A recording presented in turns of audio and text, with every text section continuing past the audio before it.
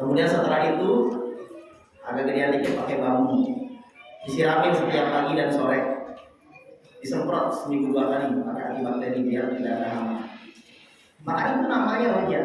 Hasilnya dari itu semua kita berharap subur, ada hasilnya, tidak diganggu hama. Kalau ada rumput yang tumbuh, kata Imam Ghazali, kita cabutin rumputnya agar tidak menjadi hama. Karena bukan tujuan kita tanam rumputnya. Maka itu baru namanya wajah. Setelah kita berjuang berdoa. Sama dengan kita sekarang mengharapkan husnul khotimah. Kita hari ini mengharapkan husnul khotimah, kata Imam Ghazali. Kita yang mengharapkan masuk surga Firdaus, amin. Kita mengharapkan nanti pada masyarakat bertemu sama Rasulullah, amin. Diminumkan dari telaga atau usahanya beliau, amin. Tapi usaha. Kalau kita sudah seperti ini, kita berusaha mencari tanah yang subur, bercocok tanam dengan bibit yang subur, disiram sehari 2 kali dengan teratur. Ada hama diusirin, dicegah. Maka hasil daripada itu namanya adalah roja, berharap kepada Allah Subhanahu. Tapi kalau belum persiapan, nyari bibitnya salah-salah, disiram juga enggak, dirawat juga enggak, maka itulah yang disebut dengan sumya intizarul hamqa wa ghururan. Disebutnya orang bodoh dan disebutnya tertipu. Rajaan tidak berharap. Contoh, tidak bisa menjaga hatinya dengan melakukan akhlak yang jelek. Ketaatan ditinggalkan, 5 waktu saja atau kewajiban dijauhkan. Sadar tetapi tidak mau bertobat, kata Imam Ghazali. Tergila-gila dengan dunia. Dia belum bertobat, melakukan perbuatan dosa, meninggalkan kewajiban, lantas berkata, nanti juga saya insyaallah surga karena Allah Maha Pengasih Maha Penyayang. Ini disebutnya al-ahmaq, kata Rasul. Orang yang bodoh adalah man atba'a nafsahu hawaha wa tamanna Allah. Hadis Imam Tirmizi dan Ibnu Majah. Orang yang bodoh itu adalah orang yang mengikuti hawa nafsunya dan berharap diampunkan oleh Allah. Padahal belum tobat, kecuali dia sudah bertobat, istighfar 100 kali, minta maaf kalau Allah, wajar. Tapi ini tidak ada dari awalnya dan masih melakukan perbuatan dosa tapi tidak mau bertobat. Nah, ini yang disebut dengan tertipu dengan hayalan kosong atau anak-anak kosong. Jadi para jamaah jangan salah pengertian bahwa orang mendapatkan rahmat Allah syaratnya ada 3 sekurang-kurangnya sebagaimana dalam Al-Qur'an.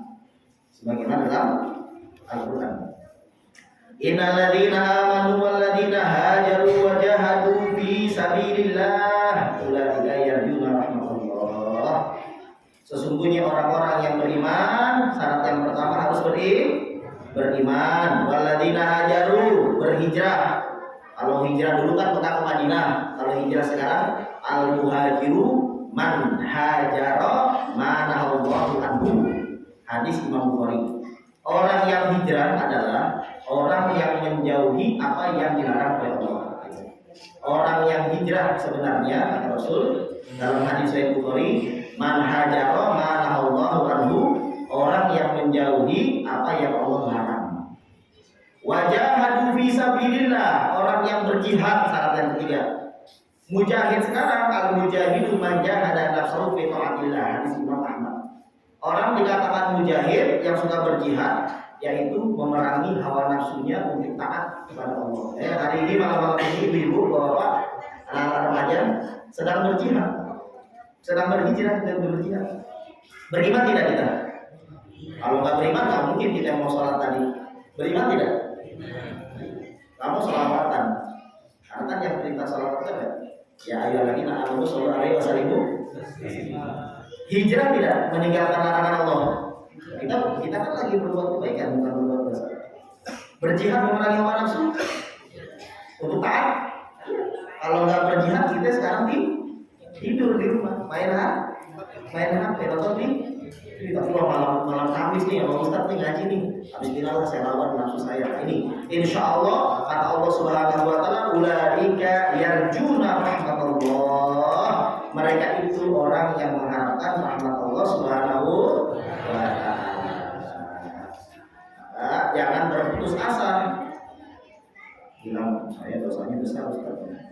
Karena berjudi ya, karena mabok, karena berzina, apakah mungkin bagi saya untuk mendapatkan derajat surga kepada Allah? Mungkin bisa, pasti.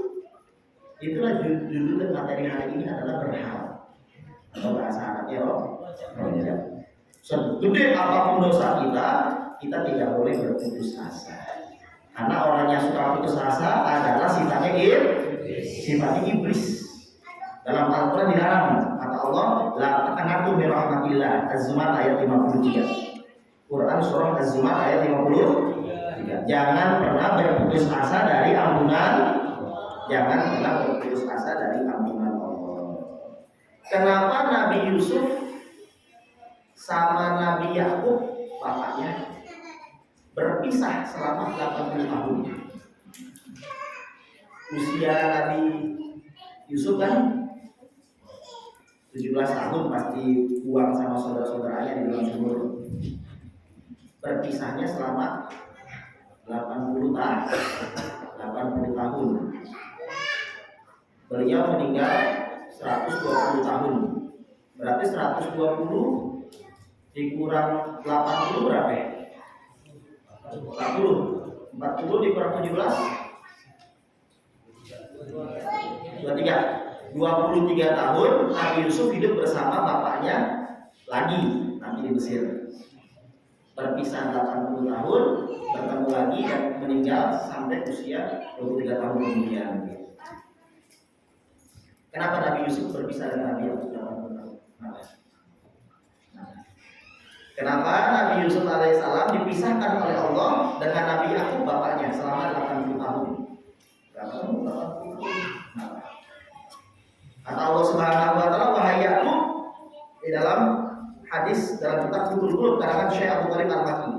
Wahai Nabi Yakub alaihissalam, kata Allah Subhanahu wa taala dalam wahyu di dalam hidupnya pada Nabi Yakub.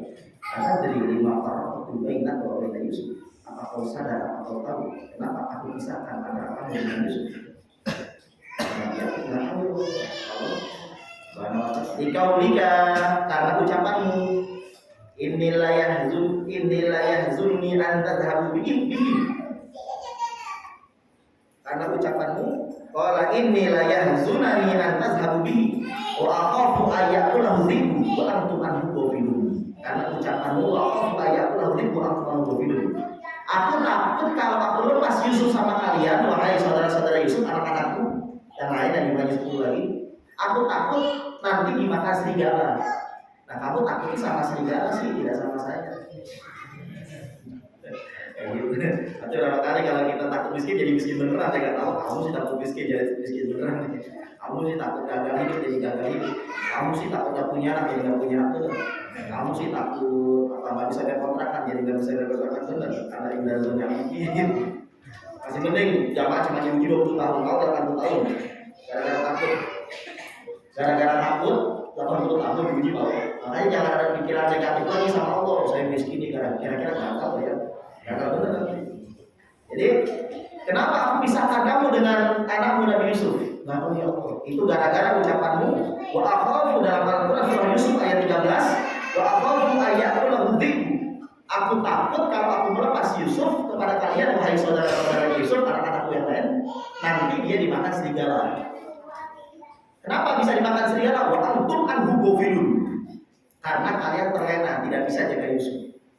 Kamu wahai Yakub alaihissalam mengharapkan anak-anak yang lainnya menjaga Yusuf dengan mengatakan nanti kalau kalian tidak bisa jaga benar, terlena, ghafilun, dimakan serigala. Kenapa tidak kamu katakan aku sandarkan, harapkan Yusuf itu dijaga oleh Engkau ya Allah? Kan tidak akan dipisahin karena kamu bilangnya begitu, saya pisahin 80 tahun. Itu alasannya. Sirnya, rahasia kenapa Allah Subhanahu wa taala memisahkan antara Nabi Yakub alaihissalam dan Nabi Yusuf alaihissalam. 5 hiftadziba. Kenapa kamu takut serigala wahai Yakub? Walam tarjuni, dan tidak berharap kepada penjagaanku dengan Yusuf. Walima nazarta ila ghafrati ikhwati. Kenapa kau pandang kelalaian saudara Yusuf? Walam tanzur ila hifzillah, dan kau tidak percaya diri bahwa aku akan menjaga Yusuf. Karena kau dari awal mengatakan, aku takut kalau aku lepas Yusuf, nanti Yusuf dimakan serigala. Aku takut kalian terlena dengan penjagaan Yusuf. Akhirnya ya sudah, saya pisahin sekalian 80 tahun. tahun. Itu kata Allah Subhanahu wa Ta'ala. Kalau kita sadari konsep hidup kita seperti ini. Kenapa sepanjang usia kita ditimpa musibah terus-menerus? Karena kita selalu berburuk sangka sama Allah Subhanahu wa Ta'ala, mengandalkan kekuatan, mengandalkan produktivitas kita. Jadi lakukan terlebih dahulu dengan sesuatu perkara itulah yang menyebabkan kita tidak berhasil di dunia maupun akhirat. Para jamaah yang dirahmati oleh Allah Subhanahu wa Ta'ala, maka marilah kita buka pintu harapan, roja bahwa kita punya Tuhan yang Maha Kuasa, itu Allah Subhanahu wa Ta'ala. Dialah senderan kita dalam kehidupan dunia maupun akhirat kita. Sebagaimana Nabi Yakub alaihissalam dipuji sama Nabi Yusuf berpisah lama 80 tahun, itu dikarenakan ucapannya seorang nabi, padahal tadi itu tidak salah ucapin itu, masa salah orang keceplosan. Nabi Yakub wajar dong sebagai manusia biasa ada rasa kekhawatiran, saya takut kalau saya lepasin Yusuf nanti serigala kan di padang pasir banyak tuh, nanti makan dia. Tegur sama Allah, kamu sih dari awalnya kenapa takutnya sama serigala, kenapa nggak sama saya? Dan kamu mengucapkan wa antum anhu ghafilun, saya takut kalian wahai saudara Yusuf terlena. Ya udah kalau begitu kamu senderkan Yusuf kepada penjaga saudara, kenapa nggak ke saya saja? Kalau ke saya kan saya jaga nanti. Karena kamu lupa sedikit sama saya sentil dikit saya juga. Padahal Nabi kan punya dosa, itu kesalahannya sengaja. Kalau kayak gitu nggak ada, Quran surah Yusuf ayat 13. Makanya sudah menjadi sunatullah bahwa memang harus terjadi kisah antara perpisahan Nabi Yusuf dan Nabi Yakub alaihi wassalam. Maka mari sama-sama kita berharap kepada Allah Subhanahu wa Ta'ala, jangan senderkan harapan kita kepada manusia. Wanita-wanita yang menyenderkan harapan kepada laki-laki pasti ditinggal selingkuh. Pasti. Laki-laki yang percaya sama istrinya pasti dibuat kecewa. Jadi kita semuanya kalau tidak pengen ditinggal sama Allah Subhanahu wa Ta'ala, maka satu-satunya harapan kita jangan kepada makhluk, jangan kepada atasan kita, jangan kepada orang lain. Usaha boleh, tapi jangan hati kita jangan terpaut sama makhluk, tetapi kepada Allah Subhanahu wa Ta'ala. Berharap hanya kepada Allah, maknanya begitu. Para jamaah yang dirahmati oleh Allah Subhanahu wa Ta'ala, bahkan ketika sakaratul maut, Nabi Muhammad berpesan kepada kita ketika sakaratul maut, bukan beliau menyebutkannya. Ketika kita nanti sakaratul maut, kata Rasulullah, jangan lupa pesan Rasul. La yamutanna ahadukum illa wa huwa yusinu dzambillahi ta'ala. Hadis sahih Muslim. Seseorang di antara kalian tidak boleh mati, kata Rasul. Seseorang di antara kalian tidak boleh mati illa wa huwa yusinu dzambillahi ta'ala, kecuali telah berbaik sangka dengan Allah Subhanahu wa Ta'ala. Jadi Bu, kalau mau meninggal nanti, emang tahu saat yang makanya setiap hari begini, kan kita nggak tahu meninggal kapan. Pas lagi sakit, jangan terlalu ingat kalau saya besok itu, saya begini ya, begitu sih. Jangan lama-lama gitu, boleh ya dari awal. Tapi nanti pas sudah berbengap atau tiba-tiba kayak gini, kaki udah kayak jangan-jangan hari kematian dulu gitu. Aduh, sudah tidak kuat kata tulang, dan terasa urat-urat terkait takutnya ini benar-benar bisa atau mau. Maka satu-satunya yang kita lakukan kata Rasul, berharap kepada Allah. Berharap apa Ustaz? Saya yakin saya bakalan masuk surga Firdaus. Begitu pede aja. Padahal banyak dosa. Gak apa-apa ini. Terus saya kasih tahu hadisnya ada. Jadi ada dua orang yang saling bersemangat ibadah. Cuman yang satu agak rajin, yang satu agak gak rajin. Di hari kiamat Allah tempatin yang kurang rajin ke derajat ini paling tinggi. Tapi yang rajin di bawahnya, surga paling bawah. Protes dong, ya Allah, papi mau nanya. Gitu sih katanya. Tanya, saya kok semasa di dunia ibadahnya paling rajin sama saudara saya. Kok saya kalah rankingnya? Ranking saya kalah. Saudara saya tinggi banget derajatnya. Perasaan ibadahnya biasa aja. Kamu tahu kenapa begitu? Ibadah dia pakai rojak, ibadah kamu nggak pakai rojak. Maksudnya, saya nggak paham ya. Begini. Ingat ya, dulu kamu pernah berdoa, ya Allah selamatkanlah aku dari api neraka. Ya doanya begitu aja dari dulu. Ya sudah minta aja diselamatin neraka, diselamatin doang. Masuk surga doang. Ini kan diselamat, iya. Mau tahu doa saudara ini? Karena ya Allah berikan aku derajat yang paling tinggi. Padahal saya banyakkan dia, tapi gara-gara harapan dia ke saya, doanya nggak tahu tanggung. Ya Allah berikanlah aku derajat yang paling tinggi di sisimu, Firdaus. Makanya dibocorkan kata Rasul dalam hadis yang Bukhari, kalau kalian minta surga pas al Firdaus, mintanya surga Firdaus. Jangan tanggung. Ini gimana sih Ustaz? Yang penting surga enak aja. Entar kalau dikasih neraka gimana? Jadi kalau minta jangan tanggung. Kita punya Tuhan yang maha pemurah. Bukan minta kos ini kita, bukan minta manusia ini. Kalau manusia dipinta marah, gitu dia. Kita minta, gede banget, gitu ya. 50.000 dikasih balik. Kalau Allah nggak begitu, kita mintain tanggung. Nanti jelaskan lagi. Nggak tahu gitu, ibadah yang paling rajin. Anak mintanya Allah ma'ajiri minanar terus. Ya Allah selamatkan aku dari neraka. Ini kan bisa selamat. Iya bisa selamat kan dia. Teman ente doanya apa ya? Ya Allah berikanlah aku derajat yang sangat tinggi. Derajat yang sangat tinggi. Kamu kalah doa, kalah harapan, kalah harapan.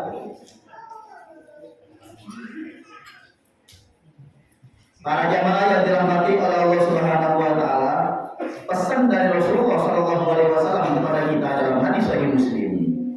La yamutanna ahadukum illa wa huwa yusinu dhanna billahi ta'ala. Jangan salah seorang di antara kalian meninggal kecuali berbaik sangka kepada Allah Subhanahu wa taala. Ingat ya Bu ya. Jangan berusaha nanti bikin dosa lagi. Kalau bikin dosa sekarang, nanti pas lagi udah ini, pokoknya saya masih sobat yang bagus. Insya Allah, saya dipesan sama Ustaz, kata Rasul harus berusaha. Saya berbaik sangka ya. Saya tahu saya orangnya, yang wajib aja kadang bolong gimana. Saya punya utang puasa Ramadan belum bayar. Masa muda saya sholat subuh di kesiangan, bolong-bolong, udah tua aja tobat saya. Gimana nih? Nah, itu maksudnya. Jadi kita jangan melihat dosa terus, seolah kita punya Allah yang maha pemarah. Jadi Allah maha pemarah, marahnya kepada orang yang tidak mengakui kekurangan dirinya dan tidak mau bertobat. Tapi kalau sama seorang berdosa, apalagi yang dosanya jarang, tapi dia mengakui kekurangan dirinya, itu kan kita lagi ngaji, termasuk Ustaz lagi ngaji, kita nggak ada niat lain kecuali sedang mencari rahmat Allah. Berarti ini salah satu bukti kita mengakui kekurangan diri. Kalau tidak mengakui kekurangan diri ya sudah cukup ibadah, ngapain juga ngajar ngaji atau belajar ngaji begitu kan. Tapi ini bukti pada malam hari ini kita sedang mencari rahmat Allah. Kita merasa tidak puas, tapi tidak puas dengan diri sendiri. Ya, sedang mencari rahmat dan rahmat Allah Subhanahu. Harapan agar kita mendapatkan ridha Allah. Para jamaah yang dirahmati oleh Allah Subhanahu wa taala, dalam hadis riwayat Ahmad bin Hanbal dan Ibnu Hibban, Rasulullah bersabda, Allah berfirman, hadis qudsi, Allah berfirman, Ana inda zanni abdi bi falyazunna bi ma syaa. Aku tergantung sangkaan hambaku, maka hendaklah mereka menduga kepadaku sesuai dengan apa yang mereka inginkan. Nah, jadi ini hadis umum dunia dan akhirat. Makanya ibu-ibu bapak, saya mau kasih tahu nih, mau kebayar utangnya? Wah bener loh, kita tak bayar. Mau kebayar utangnya? Mau masuk surga? Mau husnul khotimah? Mau permasalahan dunianya diselesaikan oleh Allah? Ketakutan ketika sakaratul maut dalam barzakh menjadi tidak takut mau? Harus kita berharap kepada Allah. Zon, dugaan kita kuat bahwa saya yakin ya Allah, apapun yang Allah takdirkan setiap harinya, setiap jam, setiap menit, setiap detik itu sudah yang terbaik dari yang terbaik. Sekalipun secara mata saya itu musibah, tapi saya yakin aja itu yang terbaik. Saya tidak tahu hikmahnya apa, cuma saya sudah sangat percaya bahwa Allah menentukan yang terbaik sekarang dan nanti. Itu Allah paling depan kalau gitu. Beneran. Allah itu paling suka kalau kita itu sudah pasrah saja hidup dan mati kita, sukses gagal kita itu paling benar itu cara satu-satunya. Dan tidak boleh berpikiran, oh saya gagal nih, pasti gagal. Oh saya kayaknya hidupnya bakalan mati dalam keadaan miskin, gak kaya-kaya, pasti miskin meninggalnya. Oh saya pasti sakitnya gak akan sembuh, pasti gak akan sembuh. Bukan hanya sugesti, tetapi itu namanya bahasa zon, dugaan. Husnuzon billah, berbaik sangka sama Allah. Jangan belum juga main udah teriak kalah. Di bawah itu sama dengan kita. Kalau kita ada masalah atau apa, Bismillahirrahmanirrahim, jangan jangan mudah kita menyerah. Apapun itu dunia ataupun akhirat, kita harus bismillah. Saya berharap ya Allah, meskipun saya orang yang seperti ini, Engkau Maha tahu, saya yakin insya Allah dengan pertolongan-Mu, ridho-Mu, saya akan mendapati makom surga Firdaus berdampingan dengan kekasih-Mu yang mulia Rasulullah SAW. Saya tahu saya kalau ngadu ibadah ya begini saja, tapi karena saya cinta dan sesuai dengan janji Rasul-Mu, almarhum ma'aman ahabba, innaka ma'aman ahbabta, engkau akan berkumpul dengan orang yang kau cintai. Saya kan cinta Rasulullah, berarti insya Allah akan dikumpulkan. Ini maksudnya membangun kepercayaan diri, membangun dugaan itu seperti itu harus. Ya, pada malam hari ini kita sedang memberikan materi kepada para jamaah semua tentang berbaik sangka sama rojak. Itu aja sebenarnya bahasanya sama. Berbaik sangka dan rojak atau berharap kepada Allah ya sama sebenarnya. Jadi kata Allah Subhanahu wa taala, saya tergantung sangkaan hambaku, maka hendaklah hambaku itu menduga, menyangka tentang saya apa yang dia suka. Kalau dia sukanya berburuk sangka sama saya, nanti saya bikin apes. Kalau dia menduga yang baik-baik sama saya, nanti saya bikin berhasil. Inilah kunci hidup kita biar selamat dunia akhirat, harus berhusnudzon, berbaik sangka kepada Allah Subhanahu wa taala.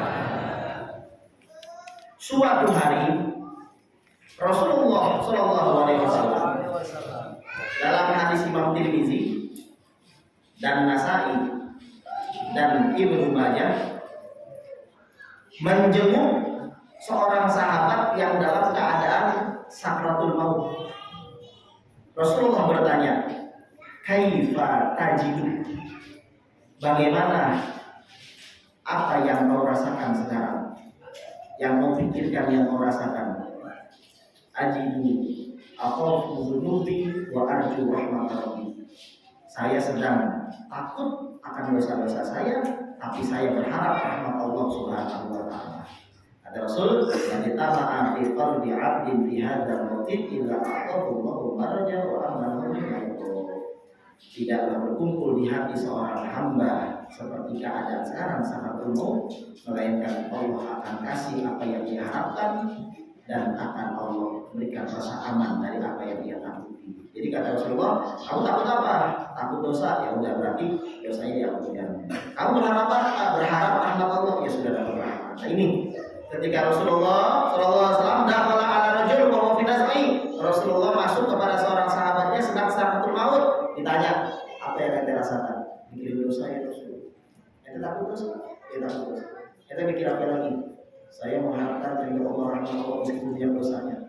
Kata Rasul, tidaklah di hati seorang mukmin berkumpul dua perkara, khauf dan roja, takut dan berharap seperti orang ini dalam keadaan satu, melainkan akan Allah kasih apa yang dia harapkan berupa ampunan Allah dan akan Allah berikan rasa aman dari apa yang dia takuti bukan dosa. Jadi inilah makna yang tadi, la yaqutanna ahadukum illa wa huwa yusidu billahi azza wa jalla. Para jamaah yang dirahmati oleh Allah Subhanahu wa taala, kenapa Ustaz memilih materi ini? Karena saya yakin semua orang bakalan mati. Ya, ada yang hidup nggak sampai kiamat?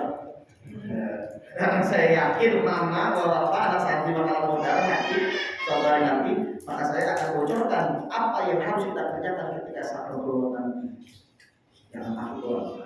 Takut terhadap perbuatan dosa, udah semenit aja, 2 menit akui Allah aku banyak dosanya. Selepas itu sampai bilang la ilaha illallah atau Allah atau asyhadu la ilaha illallah wa asyhadu anna Muhammadar Rasulullah, itu di otak kita bawaannya rahmat Allah, Allah pasti memaafkan saya, Allah pasti tidak akan menghisap saya. Kalau orang tadi hisap, kalau saya jawab tidak, hisabannya siro juga enggak deh yang penting masuk surga. Itu kita bisa dikabulkan dugaan itu. Pada bulan hadir ya Allah. Itu menduga yang baik ya pas sangat berlebihan itu salah satu. Tapi kan saya banyak dosa di sana. Digoiri hisab masuk surga tanpa bisa. Yang penting kita menduga yang baik. Kenapa? Karena saya yakin, Ustaz yakin semua bakalan meninggal, jadi dikasih materi yang mendekati meninggal. Mendekati meninggal. Sallallahu alaihi wasallam. Dan ini perintah dari Allah Subhanahu wa taala kepada para ustaz nih khususnya. Dalam suatu hadis yang diriwayatkan dalam kitab Fathul Qulub dan dalam kitab Syu'bul Iman karena Imam Baihaqi dan Musannaf Ibnu Abi Syaibah dan Ihya Ulumuddin, suatu hari Allah berfirman kepada Nabi Daud alaihissalam, bapaknya Nabi Sulaiman. Bapaknya Nabi Sulaiman. Wahai Daud, cintai aku. Yang kedua, cintailah orang yang mencintaiku. Yang ketiga, pesan Allah, bikin orang lain mencintaiku. Itu. Wahai Daud, cintailah aku. Jamaah, kita sudah cinta Allah belum? Insya Allah. Yang kedua, cintailah orang yang mencintaiku. Sudahkah ada cinta di hati kita kepada para ulama? Para ulama kira-kira cinta Allah atau benci Allah? Cintailah orang yang mencintaiku, wahai Daud alaihissalam. Kira-kira para ulama mencintai Allah tidak? Rasulullah mencintai Allah tidak? Apa kita mencintai orang yang mencintai Allah? Sudah belum? Sudah. Cinta Rasulullah, cinta para santri, cinta jamaah. Saya juga mencintai jamaah, makanya dalilnya kan saya ngajar ngaji. Kalau bukan karena cinta, nggak mungkin mau ngajar ngaji capek. Gitu. Amin. Kan cinta karena Allah. Cintailah wahai Daud orang yang mencintaiku. Makanya mencintai orang soleh itu perintah Allah, karena disuruh. Cintailah orang yang mencintai. Di rumah lagi Indonesia kita cintai, dia pasti mencintai. Yang ketiga, wahabibni ila khalqi. Buatlah aku dicintai di hati makhluk. Kata Nabi Daud, kalau yang pertama Anda paham ya Allah, cintailah aku. Cintailah aku, ya saya paham. Maksudnya cintailah aku wahai Daud. Yang kedua, saya paham. Cintailah orang yang mencintaiku. Ya saya paham. Yang ketiga saya nggak paham. Bikin orang lain mencintaiku dengan cara apa ya Allah? Dengan cara apa ya Allah? Aku membuat orang-orang mencintaimu ya Allah. Kata Allah, sebutlah kebaikan-kebaikanku. Makanya para ustaz para jamaah, segala puji bagi Allah, segala apa yang kita rasakan merupakan kenikmatan. Allah itu maha baik, Allah itu tidak jahat, Allah itu maha pengampun, Allah itu sudah memberikan mata, memberikan nikmat ini. Makanya sudah begitu kan Ustaz? Itu karena memang perintah dari Allah. Bikinlah orang lain agar mencintaiku, jangan membenciku. Bikinlah orang-orang untuk bisa mencintaiku. Kata Nabi Daud, bagaimana caranya? Kata Allah, Uzkurni bil hasanil jamil. Sebutlah tentang aku yang baik-baik, yang bagus-bagus. Wazkur alai. Sebutlah nikmat-nikmat yang aku berikan. Wa ihsani, kebaikan-kebaikan. Fa innahum la ya'rifuna minni illa jamil. Karena orang-orang tidak tahu tentang saya kecuali yang bagus-bagus. Jangan Allah itu maha marah, nanti Allah akan gepet, pukul itu. Nanti Allah akan mempelek kamu di hari kiamat di mana pasang diseret dengan muka kamu. Itu boleh sekali dua kali. Tapi jangan itu terus ceramahnya seolah-olah orang yang mabuk bakal langsung neraka, yang tatoan neraka, yang tidak sholat langsung neraka, yang cewek yang lawan suami langsung neraka. Kapan suaminya? Serem banget kalau begitu, semua orang neraka semua nanti. Maka penting untuk ceramah itu ada takut-takutin karena memotivasi. Jangan takut semua dari awal sampai akhir. Jadi itulah perintah Allah Subhanahu wa taala kepada Nabi Daud alaihissalam. Ada seorang ulama terkenal, temannya Imam Ali Zainal Abidin, kawannya Imam Ali Zainal Abidin, anaknya Sayyidina Husain. Sayyidina Husain yang meninggal di Karbala, yang dipotong lehernya, yang syahid, anaknya Ali bin Abi Thalib, cucunya Rasulullah, itu punya anak namanya Imam Ali As-Sajjad Zainal Abidin. Bapaknya namanya Sayyidina Husain. Imam Ali Zainal Abidin punya teman sahabat sejati namanya Aban. Jangan diganti domba.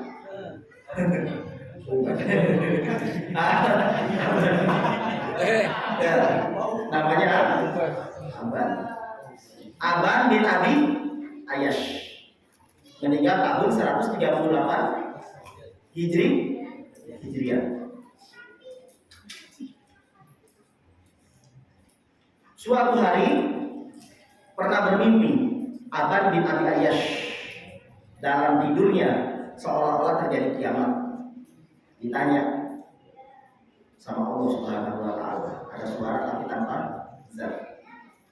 Kenapa kau sering menceritakan kepada orang-orang tentang bab rojak? Jadi ceritanya Aban bin Abi Ayyash kayak Ustaz sekarang ini sering menceritakan bab rojak. Allah berfirman begini, Rasul bersabda ini tentang rahmat Allah. Kenapa kamu sering sekali menyebut harapan ke Allah, rahmat Allah? Kata Aban bin Abi Ayyash, saya ingin membuat engkau dicintai oleh makhluk-makhluk. Kata Allah Subhanahu wa taala, "Ghafar tulaka, aku telah mengampuni dosamu." Jadi para jamaah yang dirahmati oleh Allah Subhanahu wa taala, materi pada malam hari ini jangan cuma mentok di jamaah, sampaikan lagi ke orang lain. Sampaikan lagi ke temannya yang bandel. Sampaikan lagi ke orang-orang yang jauh dari majelis taklim, yang jauh dari masjid, yang jauh dari pesantren, yang jauh dari para ustaz, yang mereka hidupnya nggak terarah. Sampaikan kepada mereka, sejauh apapun mereka jatuh, Allah masih mau menerimanya. Maka bukan hanya menerima, akan memasukkan ke dalam rahmatnya, bahkan bisa mengalahkan orang yang terlebih dahulu taat, yang telah bisa mendahului yang taat terlebih dahulu. Dengan izin Allah Subhanahu wa taala. Para jamaah yang dirahmati oleh Allah Subhanahu wa taala, ada cerita juga. Kata Imam Ghazali, ada seorang ulama terkenal namanya Yahya bin Aksam yang meninggal tahun 242 Hijriah. Beliau guru ngaji, kiai masa kitanya, ahli hadis, bernama Al-Imam Yahya bin Aksam yang meninggal tahun 242 Hijriah. Al-Imam Yahya bin Aksam dimimpiin oleh kawannya. Ditanya sama temannya, Imam Yahya bin Aksam, apa yang Allah lakukan terhadapmu? Oh begini, setelah saya meninggal, saya dihadapkan oleh Allah Subhanahu wa taala. Saya dikatain, ya Syekh Khossu, wahai kiai yang jelek. Wahai kiai yang jelek. Kiai yang jelek, tahu kiai yang jelek? Wahai ustadz yang jelek. Bukan jelek mukanya, sifat aslinya, tahu kan? Ya Syekh Khossu. Bahasa kiri, wahai santri yang buruk gitu. Wahai santri yang buruk, wahai ustadz yang buruk, wahai kiai yang buruk. Oh, langsung terdiam. Orang nggak tahu, udah meninggal ini. Ya Syekh Khossu, wahai kiai yang buruk, fa'ada. Ente ngelakuin ini juga di depan orang kan bagus. Tapi kan rahasia itu kan sama orang yang tahu. Ketakutan juga. Apa tadi kita rabi, ya Allah ketakutan juga. Terus pinternya Yahya bin Aksam udah meninggal masih bilang begini di hadapan Allah, dalil bahwa di alam barzakh otak kita gak hilang, masih bisa hafal Quran, hadis dan sebagainya. Di alam barzakh nih ngomong ini. Ya Rob, wahai Tuhanku, maha kaza, kudis Tuhannya. Kayaknya rasa-rasanya gak seperti ini. Aku meriwayatkan hadis dari engkau. Kan kau bilang ke saya, ya Syekh Khossu, wahai guru yang jelek, kamu ngelakuin ini, udah ketakutan masih bisa merayu. Ya Allah, perasaan dulu pas masih hidup, kata Yahya bin Aksam, saya pernah meriwayatkan hadis qudsi tentang dirimu, tapi gak seperti ini. Coba seperti apa disebutkan? Begini, Haddatsana Abdul Razzaq, udah meninggal masih hafal. Haddatsana Abdul Razzaq an Ma'mar an Zuhri an Anas an Nabi sallallahu alaihi wasallam an Jibril annaka qulta. Hadis qudsi ini. Jadi dia dulu ngaji kayak Ustaz nih. Dari kiamat nanti orang meninggal nih, dimimpiin sama Rehan. Gimana ya Allah ngelakuin antum saat antum sudah meninggal? Oh, ada dikatain sama Allah. Wah, Syekh Khossu, gue nggak ketakutan. Anda bilang kepada Allah, perasaan bukan seperti ini. Aku meriwayatkan hadis ke jamaah. Coba kata Allah kancing. Bagaimana tentang diri saya? Aku meriwayatkan hadis bagaimana? Haddatsana Abdul Razzaq. Aku mendapatkan hadis dari Abdul Razzaq. An Ma'mar, Abdul Razzaq dari Ma'mar. An Zuhri, Ma'mar dari Imam Zuhri. An Anas, Az-Zuhri dari Anas bin Malik. An Nabiyika, Anas bin Malik dari Nabi Muhammad SAW. Nabimu an Jibril dari Jibril AS. Jibril dari engkau. Jibril dari engkau. Ya apa? Dari saya. Ana inda zonni abdi bi. Saya tergantung sangkaan hambaku. Faliyazunna bima syaa. Sangkalah terserah hambaku terhadap aku. Wa kuntu azunnu bika ayatu azimani. Dari dulu sampai sekarang aku mengira engkau tidak akan pernah mengazab saya. Oh ya sudah, kata Allah Subhanahu wa taala. Saudara Jibril, Jibril benar. Saudara Nabi, Nabi benar. Saudara Anas, Anas benar. Saudara Zuhri, Zuhri juga benar. Saudara Ma'mar, Ma'mar juga benar. Saudara Abdul Razak, Abdul Razak juga benar. Wasata dan itu benar. Anak pernah ngomong begitu. Anak inda zoni alihi, dan kamu menduga yang baik ya. Ya sudah, dimaafkan dosa ini, ampun ya masuk ke dalam surga Allah Subhanahu wa taala. Itu sudah meninggal, ustadznya hebatnya, dan dia ustadznya masih hafal di alam barzah. Masa belum diazab sama Allah Subhanahu wa taala, disebutin hadis dulu. Ya Syekh Rasul, gitu. Wahai guru yang jelek, aduh, kayaknya ada dimarahin gitu ya. Tapi Allah, perasaannya seperti ini deh. Maksudnya bagaimana? Saya dapat hadis dari Abdul Razak dari Ma'mar dari Zuhri dari Anas bin Malik, Anas dari Rasul dari Jibril dari Tuhan katanya. Apa hadisnya? Ana inda zanni abdi faliyazunna bi masya'a. Saya tergantung sangkaan hambaku. Hadapan mereka mengira atau dia mengira apa saja tentang aku. Saya mengira bahwa engkau tidak akan pernah mengazab saya karena saya lillahi ta'ala. Cuma karena manusia biasa punya dosa lah, atau dan sebagainya. Yang sudah kata Allah, masuk ke dalam surga. Masuk ke dalam surga. Masuklah ke dalam surga Allah Subhanahu wa taala. Ini ada dalam kisah Tarikh Badar, Rahul Khatib dan Butul Syekh Abu Thalib Al-Maki dan Tarikh punya Al-Imam Al-Hafiz Ibnu Asakir dan Ihyaluddin karena Imam Ghazali, 4 kitab yang memuat kisah ini tentang seorang ulama terkenal Yahya bin Aksam yang meninggal tahun 242 Hijriah. Beliau menjadi hakim di Baghdad, diangkat oleh anaknya Harun al-Rashid bernama Khalifah Ma'mun. Khalifah Ma'mun mengangkat Yahya bin Aksam, usianya 21 tahun. 21 tahun jadi qadhi, jadi hakim yang terkenal di Baghdad. Dikatain sama orang-orang yang lebih tua. Yahya bin Aksam, ente masih 20 tahun. Ya? Enggak gini. Yahya bin Aksam, mau nanya usia kamu berapa? Pengen nyindir, kayaknya masih muda nih. Nyepelein.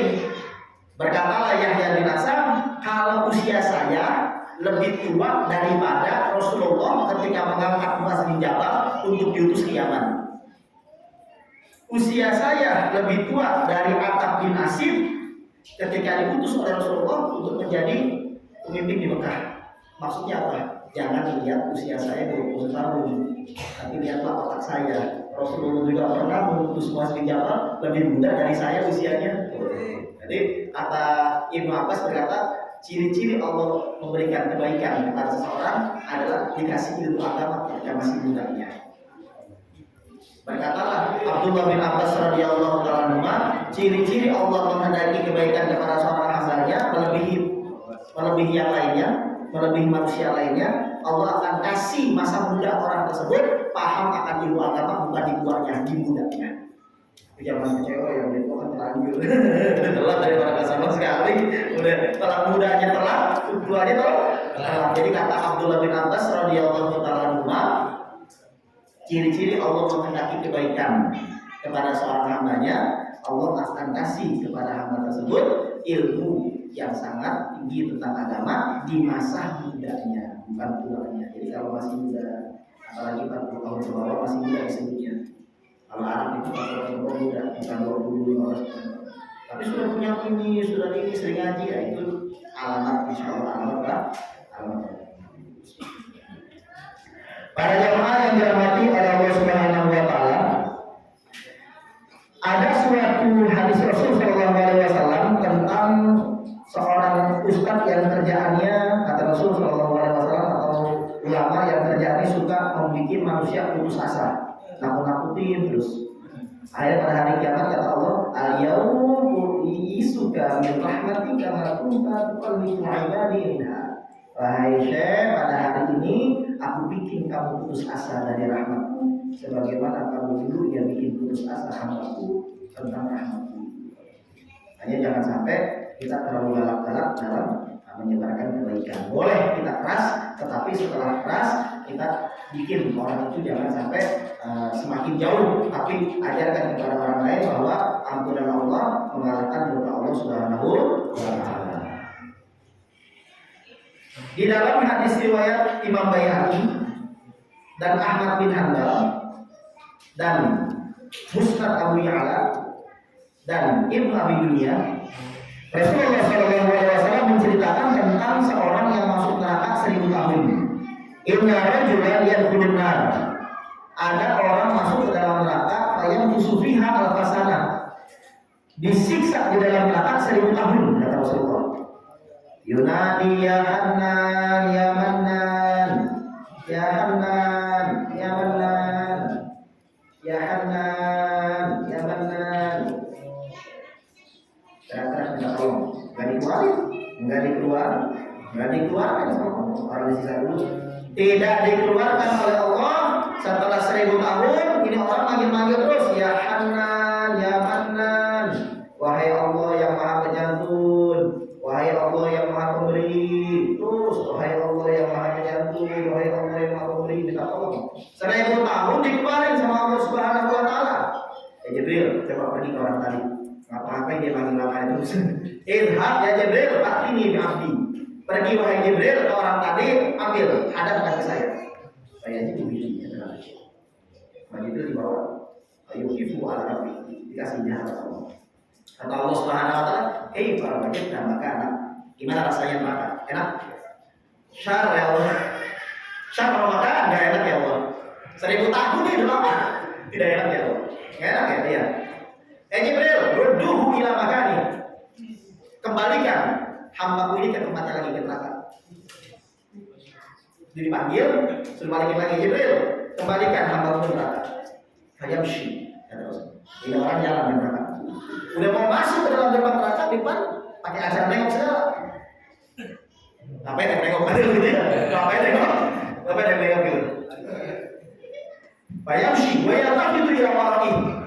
Berjalan, ya udah nyerah, suruh balikin lagi. Pas mau masuk, pakai gini.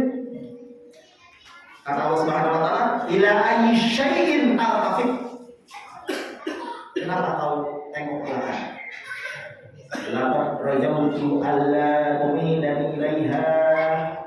Saya berharap kau tidak mengembalikanku ke neraka pada in akhrajtani minha. Setelah dikeluarkan, saya pikir saya udah dikeluarin dan masuk neraka. Ternyata dugaanku salah. Saya tadi menduga, dipikir saya, engkau panggil Jibril buat dari saya, sudah selesai bahasa kita ini pamitan sama orang penjara. Ada assalamualaikum, udah pamitan, waktu ini jebosin lagi. Saya pikir saya sudah selesai bahasa tahanan nih, udah selesai tuh, udah menduga. Kata Allah Subhanahu wa Ta'ala, "Izhabu bihi ila jannah." Malaikat-malaikatku bawa orang ini udah sekarang ini ke surga selesai. Husnuzon masih berlaku di neraka. Husnuzon masih berlaku di dalam neraka. Nanti kalau yang atau tidak mungkin ada yang masuk neraka, bilang gitu aja. Ya Allah, aku pikir dulunya aku masuk neraka, udah pede aja. Mudah-mudahan dicari kalau dia masuk surga. Atau kalau di padang mahsyarnya keteter sama yang mau hisabnya lama, orang-orang sudah duluan ke sirat, dia masih begini aja. Panasan, dalam hati berkata aja, ya Allah, apa dibuat? Saya pikir saya bakalan ringan, enak-enaknya ngaji dan sebagainya. Dengar dari Rasulullah, dari guru besar juga, kata Rasulullah, "Inna aman apakah kau akan dikuburkan sama orang yang kau sayangi?" Nah, saya kan sayang Ustaz Idris, ya. Saya kan sayang para santri, ngaji dan sebagainya. Tapi kok saya telat ya? Saya kok orang lain belum masuk saya. Insya Allah dengan kepercayaan zon seperti itu masuk. Di otak kita kayak gitu. Banyak sekali bahwa kemampuan seorang hamba dalam memahami Al-Quran, hadis, ilmu tidak copot sekalipun rohnya terlepas dari badannya. Masih bisa, bukan bernegosiasi, masih bisa untuk meminta ampunan Allah sekalipun nanti sudah sampai dan dalam barzakh dan neraka. Ini ada hadisnya. Itu hadis riwayat Ahmad bin Hanbal, Ibnu Abi Dunya, Al-Baihaqi, Abu Ya'la. 4 ulama plus Ihya Ulumuddin jadi 5. Ahmad bin Hanbal dalam musnadnya, Ibnu Abi Dunya, Abu Ya'la dalam musnadnya, Al-Imam Baihaqi dalam Syu'uriyah, Al-Imam Ghazali dalam kitab Ihya Ulumuddin tentang seorang hamba kata Rasul yang disiksa di alam neraka 1000 tahun dikeluarkan oleh Allah gara-gara bilang ya Hanan, ya Hanan, ya Hanan, ya Hanan, dikeluarin ditanya doang, gimana rasanya? Enak gak? Gak enak ya Allah, ayo kita udah balikin lagi Jibril pengen nanya doang Allah enak gak? Gini gak enak ya Allah udah balikin pas udah mau nyebut pakai acara nengok kenapa nengok? Tadi saya pikir pas saya mau dikeluarin saya pikir saya setelah dikeluarkan tidak dimasukin lagi ya ternyata dugaan saya salah kok enggak salah masukin semuanya tadi kan dipanggil Jibril tapi di ujung hadisnya bukan Jibril izhabu bihi ila jannah dipanggil semua malaikat malaikat tuh dicopot ya orang pergi ke surga jadi banyak malaikat yang ngantri di ke surga sallallahu alaihi wasallam makanya Bu mau dikasih tahu nggak orang alim sembunyi Ustaz sebenarnya mau tahu nggak kalau di kampung kita ya pengen tahu ciri-ciri dia ulama benar atau enggak tahu nggak maksudnya ulama benar ulamanya paham banget ilmu agama atau baru cetek mau dikasih tahu nggak biar nggak salah diri ustazah atau guru mau kasih tahu kata Ali bin Abi Thalib bukan hadis tapi ucapan beliau innamal alim sesungguhnya yang disebut orang alim adalah alladzi la yuqannitun nasa min rahmatillahi ta'ala wa la yu'minuhum min makrillah. Sesungguhnya yang disebut orang berilmu dia tidak suka membuat orang putus asa dari rahmat Allah dan sebaliknya tidak pula terlalu membuat orang lain merasa aman dari murka Allah. Jadi pertengahan ceramahnya tidak terlalu dikit-dikit langsung ke kafir neraka ini dan sebaliknya tidak suka apa kalau nggak apa-apa tapi mabuk aja nggak begitu enak aja mana ada usah begitu tenang jadi pertengahan diancam dulu dulu dikasih dalil yang keras-keras nanti ujung-ujungnya ceramah selanjutnya atau di hari itu dibikin dulu jadi ceramahnya kalau dilihat materinya terkadang serem tentang barang haram, tentang neraka, tentang barang haram, tentang barang syubhat, tentang dosa mencuri, tentang dosa ini. Tapi kadang-kadang disampaikan yang bagusnya, yang kalau maafnya. Kadang-kadang diancam lagi, ada diri lagi. Nah itulah ciri-ciri ulama yang benar menurut Ali bin Abi Thalib, yang ilmunya mendalam, tidak suka membuat orang lain putus asa dari ampunan Allah, sebaliknya tidak pula terlalu membuat orang merasa aman dari murka Allah. Jadi sedang-sedang saja dalam penyampaian. Terkadang keras, terkadang lembut. Terkeras bukan suaranya, maksudnya isinya terkadang tentang hal yang menyeramkan seperti murkanya Allah, neraka dan sebagainya. Terkadang agak santai. Sallallahu alaihi wasallam. Para jamaah yang dirahmati oleh Allah Subhanahu wa taala. Menurut orang Baghdad atau orang Irak, satu-satunya dalil dalam Al-Qur'an yang paling kuat. Satu-satunya dalil dalam Al-Qur'an dari mulai ayat yang pertama sampai anas yang terakhir, Al-Fatihah 1 sampai terakhir atas 30 juz 114 satu-satunya ayat yang paling kuat, bukan ayat satu-satunya ayat atau surah yang paling kuat adalah Quran surah Az-Zumar ayat 53. Ya ibadiyalladzina asrafu ala anfusihim la taqnatu min rahmatillah innallaha yaghfiru dzunuba jami'an innahu ghafurur rahim. Wahai Rasulullah, katakanlah kepada hamba-hamba yang melampaui batas terhadap diri mereka, jangan pernah berputus asa dari ampunanku. Sesungguhnya aku mengampuni dosa-dosa semuanya. Sesungguhnya aku Allah Maha Innahu Ghafurur Rahim, Maha Pengampun, Maha Penyayang. Bukan. Kata Imam Ghazali, sebagaimana ucapan Al-Imam Muhammad Al-Baqir, siapa itu? Bapaknya Al-Imam Ja'far Shadiq. Al-Imam Muhammad Al-Baqir, beliau adalah cucunya Sayyidina Husain. Jadi Sayyidina Husain, cucu Rasulullah, punya anak namanya Al-Imam Ali Zainal Abidin. Al-Imam Ali Zainal Abidin punya anak lagi namanya Imam Muhammad bin Ali Al-Baqir. Al-Imam Muhammad bin Ali Al-Bakir punya anak lagi namanya Al-Imam Ja'far Shadiq itu.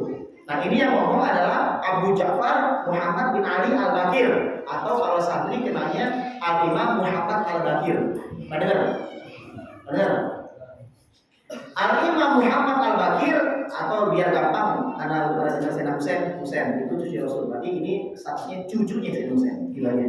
Cucunya Sayyidina Husain. Kalau Husain kan cucu Rasul. Nah ini cucunya Sayyidina Husain berkata, "Antum ahlul Iraq taquluna wahai penduduk Baghdad, menurut kalian satu-satunya ayat dalam Al-Quran yang paling menjelaskan tentang rahmat Allah, ampunan Allah, harapan kuliah ibadiyah lagi sampai selesai.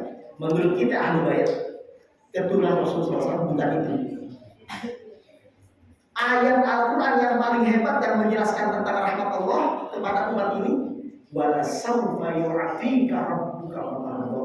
Quran surah Al-Duha ayat 5. Itu yang paling hebat. Baru yang kedua Az-Zumar ayat 53. Jadi kalau mau ceramah santri tentang roja atau rahmat Allah atau harapan kepada ampunan Allah, kasihnya adalah jangan cuma Az-Zumar ayat 53, tapi Al-Duha ayat 5. Quran surah Al-Duha ayat 5. Karena asbabun nuzulnya Rasulullah galau. Mikirin umatnya begini, aduh umat akhir zaman ini saya. Berapa orang yang masuk neraka dan sebagainya. Kalau kita kan pusing nggak punya duit ya, nggak punya duit banyak masalah. Kalau Rasulullah pusingnya bukan begitu. Pusingnya Rasulullah mikirin umatnya. Akhirnya turunlah Quran surah Al-Duha ayat 5. Wala sawfa yu'tika rabbuka fatarda. Tuhan Allah Subhanahu wa taala saya akan memberikan kepadamu ya Rasulullah apa yang kau minta fatarda, sehingga engkau merasa senang atau bahagia. Kata ahli tafsir dalam kitab Iyaduluddin, berkata ahli tafsir, la yarda Muhammadun wa ahadun min ummatihi finnar. Rasulullah tidak akan pernah merasa ridha kalau ada satu umat yang masuk dalam neraka.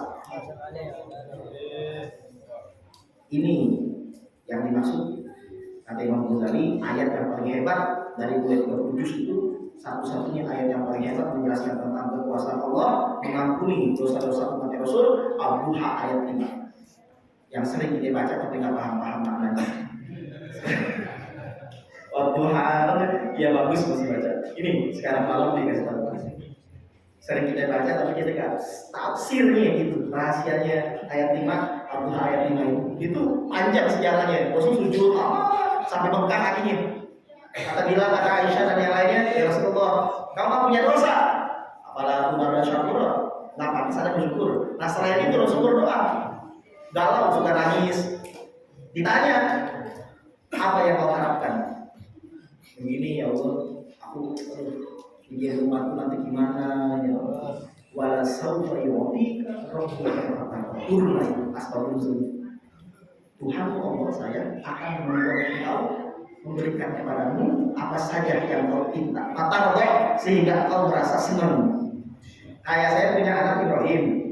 Ini dia anak Isa. Anak yang ketiga, anak yang banyak nanti ya. Anak Ibrahim Al-Idrisi. Nafisa Al-Idrisi. Apa ya? Ini minta. Galau, nangis, semua.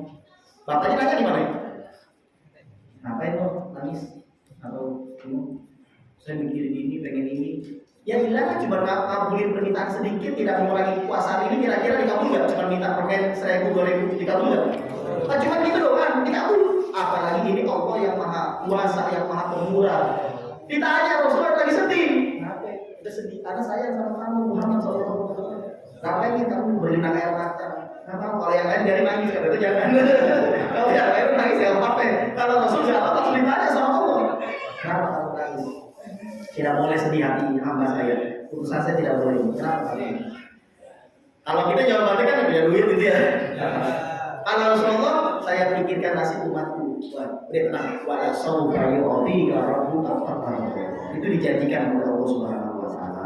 Tuhanmu Allah Subhanahu wa taala dia yu'tika akan memberikan kepadamu ya Rasul. Siapa yang dia? Rabbuka, Tuhan saja. Fatarqa, sehingga hatimu merasa senang. Bagaimana hati Rasul merasa senang? La yarda Muhammad, kata para ulama. Rasulullah tidak mungkin merasa senang wa ahadun min ummati finnar, kalau ada satu umatnya yang masuk dalam neraka.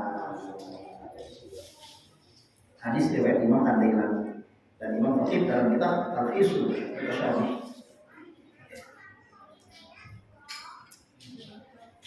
Para jamaah yang dirahmati oleh Allah Subhanahu wa taala. Dalam hadis riwayat Imam Al-Bazzar, Rasulullah pernah bersabda, "Hayati khairun lakum wa mauti khairun lakum." Hidupku baik bagi kalian, wahai sahabatku. Wa mauti, tenang, jangan sedih. Kalau saya mati, wafat, sudah tidak ada, khairul lakum, baik pula bagi kalian. Amma hayati, kata Rasul, adapun kalau saya hidup, makanya saya bagus adalah fa'asunul lakum sunan wa usyarikul lakum syaraki. Saya masih bisa ngajarin kamu sunnah-sunnah syariat-syariat Islam. Engkau bisa berbicara sama saya, tanya, saya bisa menjawabnya. Makanya hidupku bagus bagi kalian. Wa amma mauti, kalau saya sudah meninggal dunia, kata Rasul, masih bagus. Fa inna a'malakum tu'radu alayya. Amal perbuatan kalian, wahai umatku, sahabat-sahabatku, sampai umat akhir zaman, tu'radu alayya, dikasih lihat kepada saya pada hari Jumat.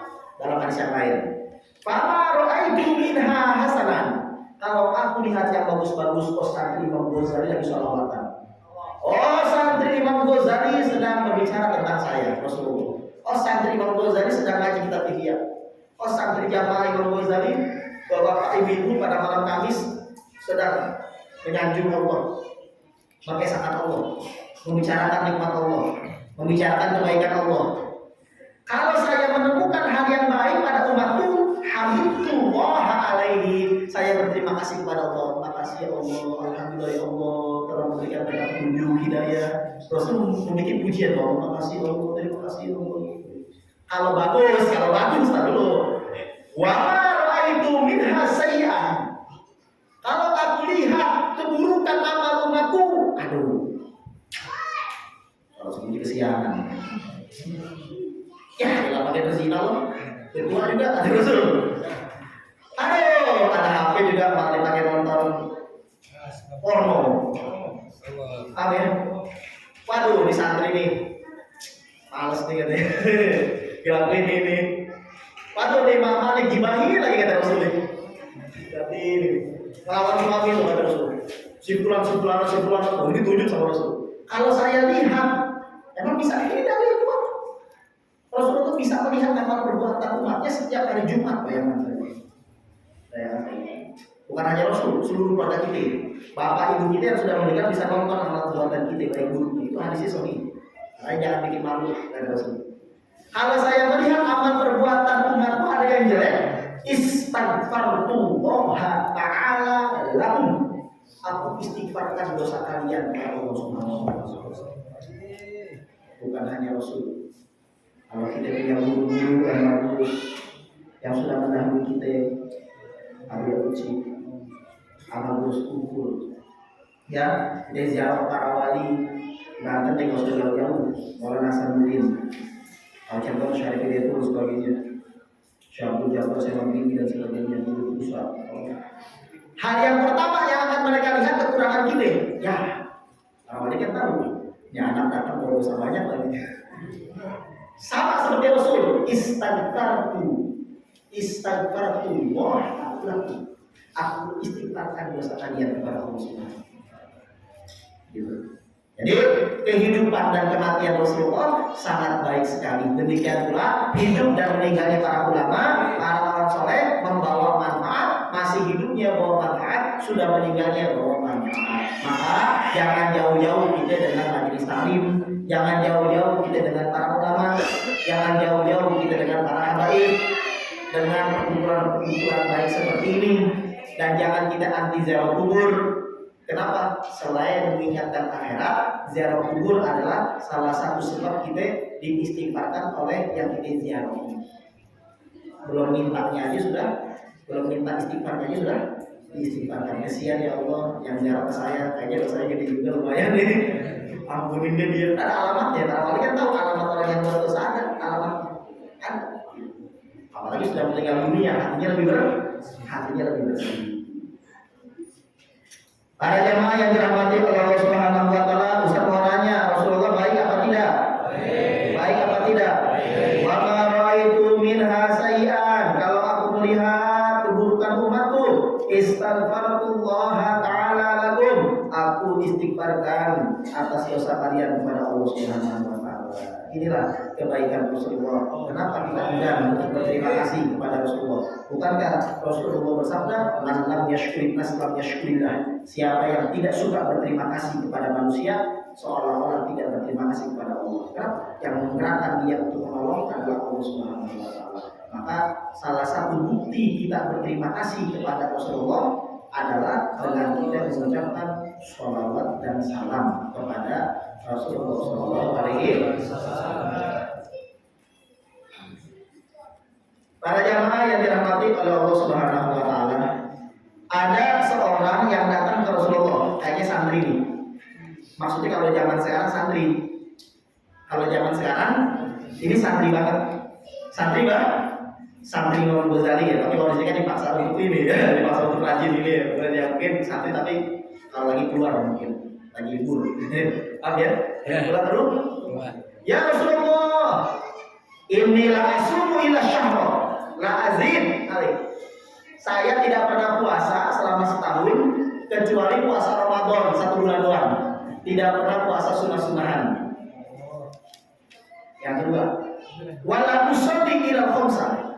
Ya Rasulullah, saya tidak pernah sholat sunnah kecuali sholat 5 waktu doang. La azidu alaiha. Tidak pernah nambah. Ya Pak, kalau nambah sekali 2 kali paling qobliyah ba'diyah itu pun jarang paling, atau duha atau tahajud kalau lagi mau paling. Jadi saya cuma puasa Ramadan, saya cuma sholat 5 waktu. Mau sedekah nggak punya duit. Walaisa lillahi fi mali sedekah. Aku nggak punya duit buat sedekah, jadi nggak bisa sedekah.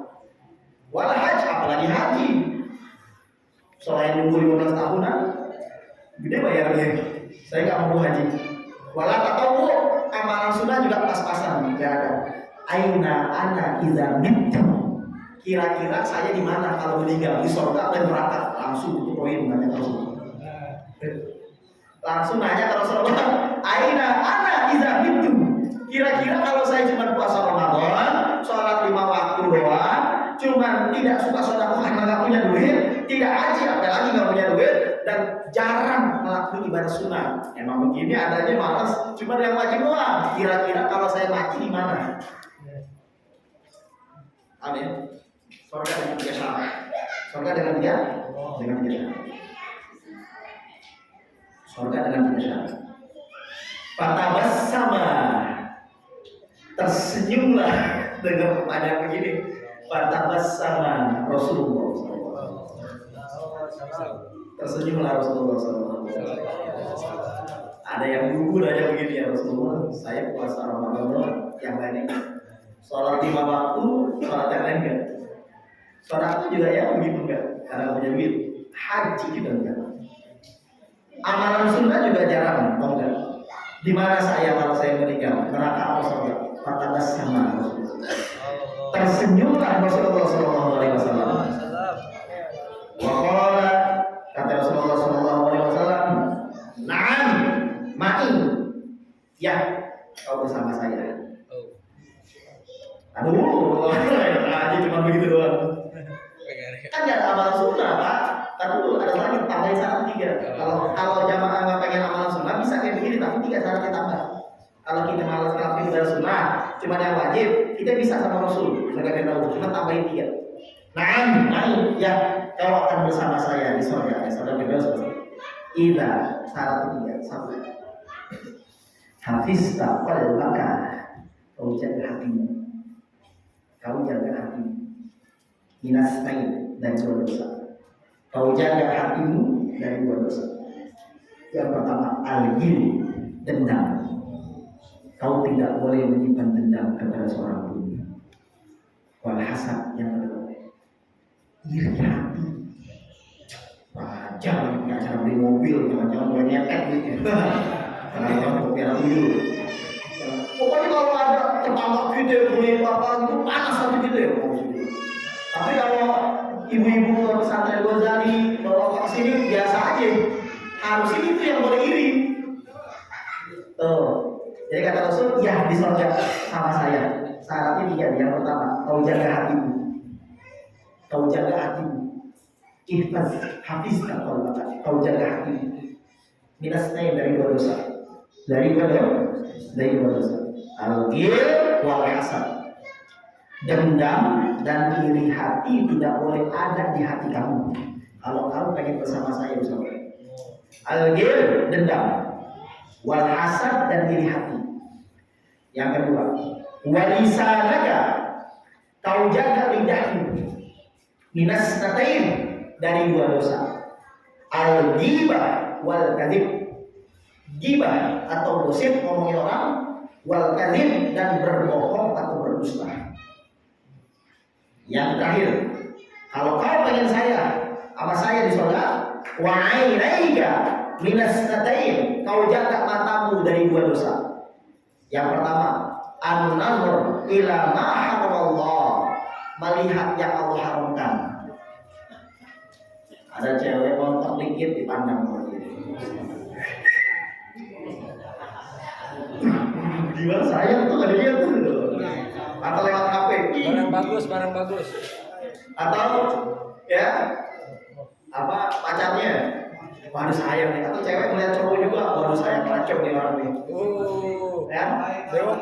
Atau cowok poster ceweknya di print, digedein. Atau cewek nonton pop Korea. Pokoknya matanya nggak bisa dijaga dari yang melihat yang haram. Amrot. Itu nggak bisa sama Nabi. Karena kurang ibadahnya kecuali pakai ibadah sunnah. Kalau Nabi ini kan dia ngaku kekurangannya. Kata Rasul bisa ditambah, cuma 3 syaratnya. Ya, yang ketiga, kau jaga matamu dari perlakuan 2 dosa. 1, dosa haram yang Allah haramkan, memandang. Dan yang kedua, wa antazdariya bihima musliman. Tidak boleh kamu memandang rendah seorang muslim pun. Dakhalta ma'iyal jannah. Kalau bisa seperti ini, kau akan masuk surga bersama dengan saya di Firdaus. Syarat yang terakhir, jangan pandang remeh seorang Islam pun. Seorang ustaz jalan, bajunya buah, imamah, pakai sorban 10 meteran. Ketika duduk di depan, dia memandang meskipun nggak begini tangannya, pura-pura tawadu begini, tapi hatinya memandang saya lebih alim dari kamu, saya lebih takwa dari kamu, saya lebih soleh. Sekalipun benar, sebenarnya sekalipun benar jati dirinya, maka pasti dia direndahkan oleh sang Anda. Tidak masuk dia, ya. Ya, jadi jangan memandang rendah. Ada orang yang mabuk, kita boleh mengingkarinya, harus amar ma'ruf nahi munkar, nggak setuju, tapi jangan begini. Mabuk tuh masih solehan nih, ada nggak mabuk loh, keren. Meskipun nggak diucapin, tapi di hati kita memandang rendah seorang Islam, entah rendah dosanya, entah rendah dia karena miskin, entah rendah karena dia hitam, entah rendah karena dia gendut, kurus, pesek, atau dia bau, atau karena dia miskin, atau karena dia tidak semakom sederajat sama kita, kerjaan biasa. Kita pandang rendah dari status sosial, dari status duitnya, dari rumahnya jelek. Kita pandang rendah, cuma pandang rendah doang. Pakai hati pandang rendah, ada unsur penghinaan sekalipun dari ucapkan, ada penyepelean di hati kita. Itu dia, nggak maksud. Maka jangan pernah kita memandang rendah orang lain. Sebaliknya, kita anggap dia lebih hebat daripada kita. Jadi ini jemaah. Wajah rajulun ila Nabi sallallahu alaihi wasallam. Ada seorang datang ke Rasulullah. Maka berkata, "Ya Rasulullah, wahai Rasulullah, inni la asumu ila syahra, la azim alai." Aku tidak puasa selama setahun sebulan doang, Ramadan. La azim alai, enggak bisa nambah, itu doang. Wala usolli ila khams, aku tidak sholat kecuali yang 5 waktu. La azir alaiha, nggak bisa tuh ditambahin sunah-sunahan nggak.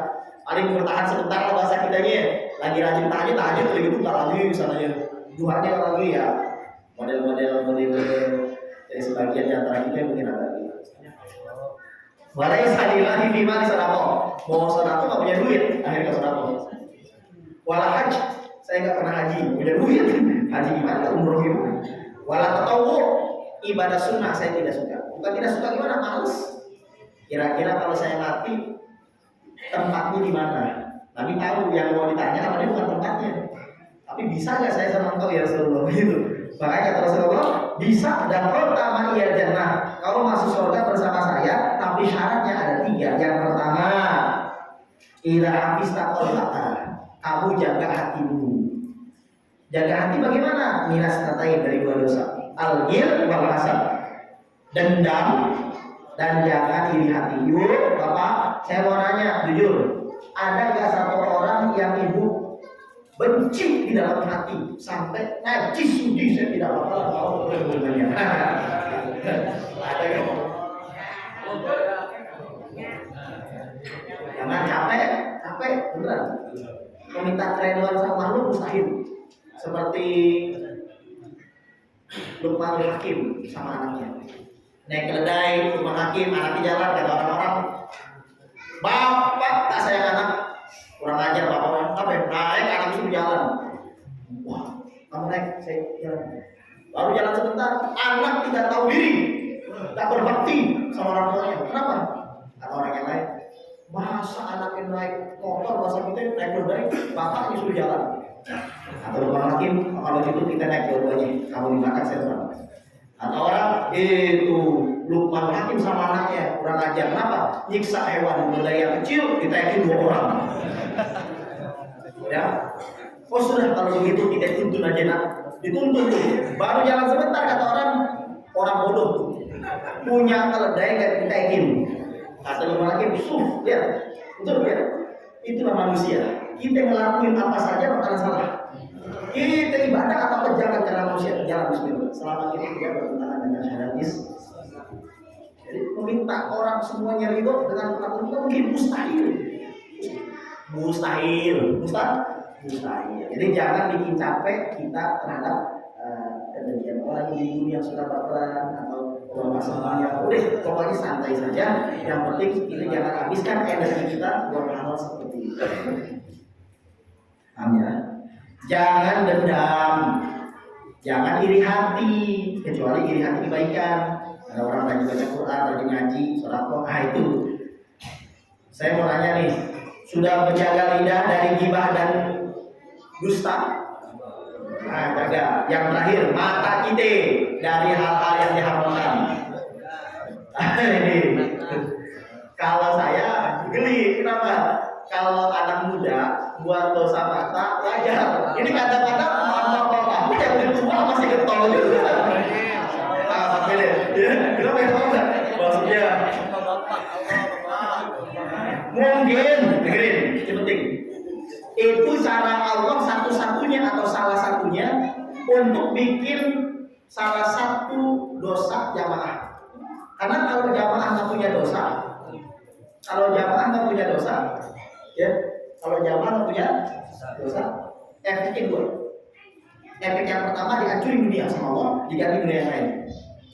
Kata Rasul, wahai kalian sahabatku, kalau kalian gak buat dosa, Allah akan gantikan dunia ini dengan dunia baru. Allah akan kasih makhluk yang lain, seperti manusia, berbuat dosa dan istighfar, diampunkan dosanya. Yang pertama efeknya. Yang kedua, kata Rasulullah, aku takut kalau kalian tidak berbuat dosa akan bikin dosa yang lebih gede. Apa yang tadi dibacain? Dosa apa ya Rasulullah? Ayo menjubu. Dosa berbangga diri. Lalu terus ada misalkan siapa di sini? Contoh doa. Ustaz Rifaldi. Ada Ustaz Rifaldi. Ustaz, Anda mau jujur sama antum. Kenapa ya? Anda nggak pernah ninggalin sholat lima waktu. Haji penting. Betul nih, Ustaz. Ramadan nggak pernah. Haji. Sholat Jumat itu nggak pernah. Udah harus aja. Katanya dosa berzina enggak Ustaz, mabuk enggak Ustaz, dosa besar apa gitu yang 36? Kata Syekh Zakaria Al-Ansari ada 30 dosa besar, enggak pernah sakit dulu. Oke, yang kecil dosa mata ada alasan, enggak pernah sakit ada bener-bener kuasai mata ada, jujur ente bener Ustaz dari itu. Telinga ente, ada udah tutup telinga beneran Ustaz. Barang sunat barang enggak Ustaz, ada enggak pernah. Kemaluan mungkin apa gitu, kok enggak Ustaz? Meskipun ada belum kawin ada enggak Ustaz, istimewa Ustaz. Tangan enggak suka pakai peleng gitu. Kaki juga, hati ente alhamdulillah hati selamat. Benar iya.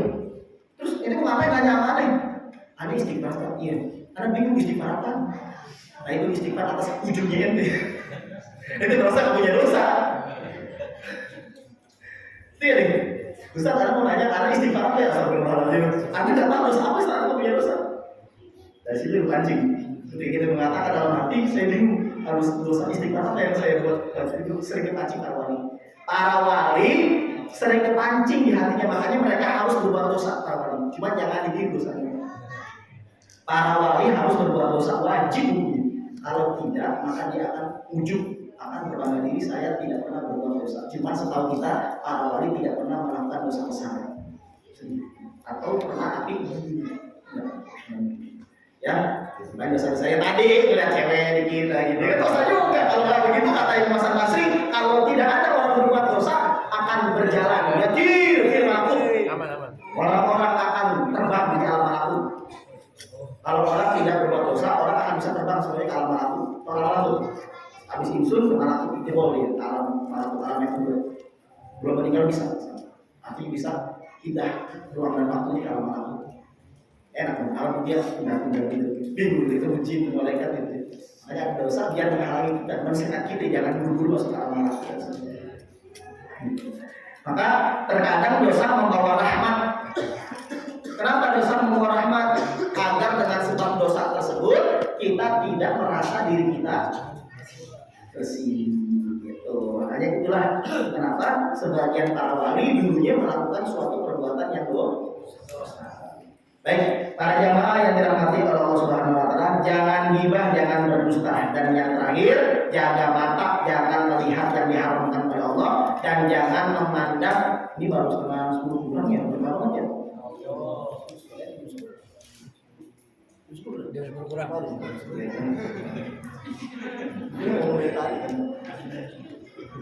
Ya. Dan yang terakhir, jangan memandang rendah orang Islam. Jangan memandang rendah orang Islam. Mana lagi yang mau disampaikan tadi? Ini kayaknya udah disampaikan sama salah seorang ustaz di YouTube Usmah, ya. Di dalam kitab Futhul Qulub karangan Syekh Abu Thalib Al-Makki, ada seorang Arab Badui nanya ke Rasulullah, "Ya Rasulullah, man li hisab al-khalqi?" Wahai Rasulullah, yang menghisap saya dan makhluk siapa? Kata Allah, kata Rasulullah, Allah Taala, yang menghitungmu termasuk semuanya adalah Allah. Orang Arab ini nanya, orang Arab Badui, huwa binafsi, cuma sendirian Allah yang menghitung? Naam. Fatabassama. Orang Arab yang nanya ini ketawa-tawa, tersenyum. Kata Rasul, kenapa dia ketawa? Mimma dhahikta ya Arabi, kenapa dia ketawa? Rehan tanya, Ustaz, yang menghisap siapa ya? Tanya, Allah Subhanahu wa taala. Sendirian Ustaz ini? Ya, Allah sendiri akan berhadapan dengan kita. Ketawa-tawa. Ngapain dia ketawa-tawa, wahai Arab Badui? Ngapain ketawa-tawa? Ngapain ketawa-tawa? Kata Arab ini, Arab Badui, innal karima idza qadara'ata wa idza hasaba sabaha. Kalau Allah yang menghitung jangankan Allah. Orang yang dermawan saja, orang yang baik hati, kalau kita bikin kesalahan diampunkan, apalagi Allah Subhanahu wa taala. Saya tenang kalau yang menghitungnya Allah. Kalau yang menghitungnya Jibril, Mikail, Israfil atau Israfil, saya deg-degan. Kenapa? Karena dia bukan Tuhan yang Maha Pengasih. Tapi kalau misalkan yang menghitungnya Allah, saya nggak deg-degan. Kenapa? Karena saya tahu saya punya Tuhan yang Maha Pengasih. Kata Rasulullah, "Shadaqal Arabi." Orang Arab Badui ini benar. Fathul Arabiyyu, bukan hanya benar, dia telah paham ilmu fikih. Ilmu sejati, ilmu ma'rifat. Ya Rasulullah bilang, hanya apa ya tadi? Yang hidup saya dan makhluk siapa?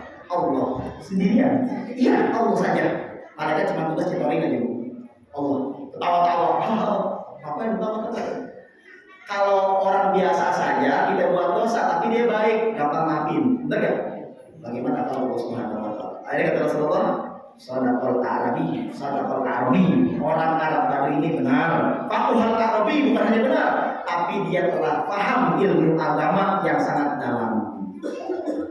Kenapa kata Rasul? Ala wala karima akram min Allah. Ketahuilah tidak ada yang lebih pemurah dari Allah Subhanahu wa taala. Huwa akramul akramin.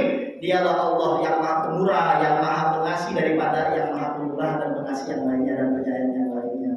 Allah yang lebih sayang. Bahkan ada seorang ulama terkenal. Ada seorang ulama terkenal bernama Al-Imam Sufyan As-Tsauri yang meninggal tahun 161 Hijriah. Al-Imam Sufyan As-Tsauri beliau mengatakan, "Ma ahabbu ayyuj'ala hisabi ila abawayya." Aku tidak suka kalau di hari kiamat yang ngitung saya bapak ibu. Aku tidak suka. Ibrahim buat dosa nih. Kata Ibrahim, kalau aku yang ngitungnya Bapak Ustaz Idris sama Ustaz Taufiqah, ayah ibu ya, Habibie, nggak tahu kata anak kita seperti itu. Ada orang tua kan sayang ya. Kalau kita buat salah, masa dia menggambar sama pukulan sampai gimana kan? Kecuali orang lain ya. Kata Imam Sufyan As-Tsauri, saya nggak suka kalau di hari kiamat nanti yang menghisap saya orang tua. Li'anni a'lamu anna Allah ta'ala arhamu bi minhuma. Karena aku mengetahui Allah lebih sayang kepadaku daripada orang tua. Kalau orang tua aja, anak buah saya kan nggak mungkin digergaji. Saya mau nanya ke jamaah, sekeras-kerasnya orang tua sama anak, kalau anak ibu salah ditempeleng pergi. Enggak, bukan saya tapi yang lain yang kelihatan. Kalau kadang-kadang menempeleng, kadang-kadang melempar barang, kadang-kadang nyambut. Tapi mungkin nggak anaknya bantal dipotong, tangannya digergaji. Pakai besi panas disuruh pipi matanya, pandang potong sini matanya, mungkin nggak? Enggak ya? Kira-kira Allah sama orang tua sayang mana? Sama kita sayangnya. Masa Allah yang lebih sayang terhadap orang tua kita akan berbuat seperti itu kepada kita? Inilah salah satu bukti rahmat Allah Subhanahu wa taala. Kata Rasulullah, "Walladzi nafsi biyadihi," demi diriku yang ada pada genggamannya, Allahu arhamu bi 'abdihi al-mu'min minal walidati syafiqah bi waladiha. Allah lebih sayang kepada seorang anak daripada orang tuanya sendiri. Jadi daripada orang tua kita sendiri, Allah lebih sayang kepada kita. Kata Rasulullah, "Lau lam taznabu," kalau kalian tidak berbuat dosa, la khasyitu 'alaikum ma huwa syarrun minadz-dzunub, aku takut kalian akan berbuat dosa yang lebih buruk dari dosa itu sendiri. Apa yang Rasulullah? Al-ujub. Makanya kadang-kadang seseorang sengaja dibikin dosa sama Allah Subhanahu wa taala untuk naikin derajat dia. Tapi jangan disengaja. Artinya dosa yang tidak disengaja, terkadang itu salah satu cara Allah seorang hamba tersebut pengen dinaikin makamnya bukan gara-gara musibah, bukan gara-gara sakit, tapi gara-gara buat dosa. Buat dosanya sedikit, istighfarnya 1000. Buat dosanya sedikit, nangisnya panjang. Biasanya begitu. Ciri-ciri dosa yang disetting atau dipermainkan oleh Allah, artinya Allah sengaja menulis dalam kitab mahfuznya si orang ini harus berbuat dosa. Itu ciri-cirinya dosa yang Allah membawa berkah. Setelah bikin dosa tersebut, satu, tidak sampai 6 jam orang tersebut langsung istighfar. Karena kata Rasulullah, kalau sudah lewat 6 jam akan dicatat oleh malaikat Raqib Atid, kalau belum 6 jam akan dihapuskan dosanya oleh Allah Subhanahu wa taala. Ada hadis terkenal sekali. 6 jam dari perbuatan dosa. Yang kedua adalah setelah melakukan perbuatan dosa tersebut, orang tersebut merubahnya dengan perbuatan baik yang sangat banyak melebihi dosanya. Dosanya satu, berbuat baik 20 macam kebaikan. Itulah musibah yang bawa rahmat, dosa yang bawa rahmat. Bukan dosa orang-orang. Kalau sebagian orang berbuat dosa ketagihan, udah buat dosa, yang ada istighfarnya lama bukan lama gimana, nggak istighfar. Terus mau ngamal sore susah, malah bikin habis dosa lagi. Itu yang dosanya bahaya itu. Ya? Jangan ditiru aja. Baik. Para jamaah yang dirahmati oleh Allah Subhanahu wa taala, inna rahmati tahdi ghadabi. rahmatku mengalahkan murkaku, kata Allah Subhanahu wa taala. Dan yang terakhir, sebelum kita tutup pengajian kita pada malam hari ini,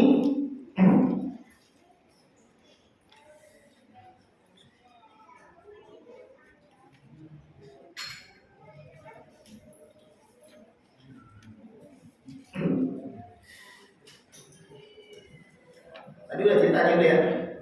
Ceritanya sudah tentang dua orang yang bersaudara di dalam kitab Tutul Qulub karangan Syekh Abdul Karim Al-Makki dan Imam Ghazali dalam kitab Ihya Ulumuddin.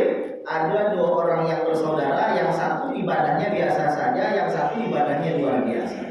Tapi ternyata di hari kiamat nanti orang yang ibadahnya biasa saja, yang wajib doang di bahasa kita kata Rasulullah, itu justru masuk iliin derajat yang sangat tinggi. Justru saudaranya yang ibadahnya banyak lebih rendah. Kata orang tersebut, kenapa seperti ini ya Allah?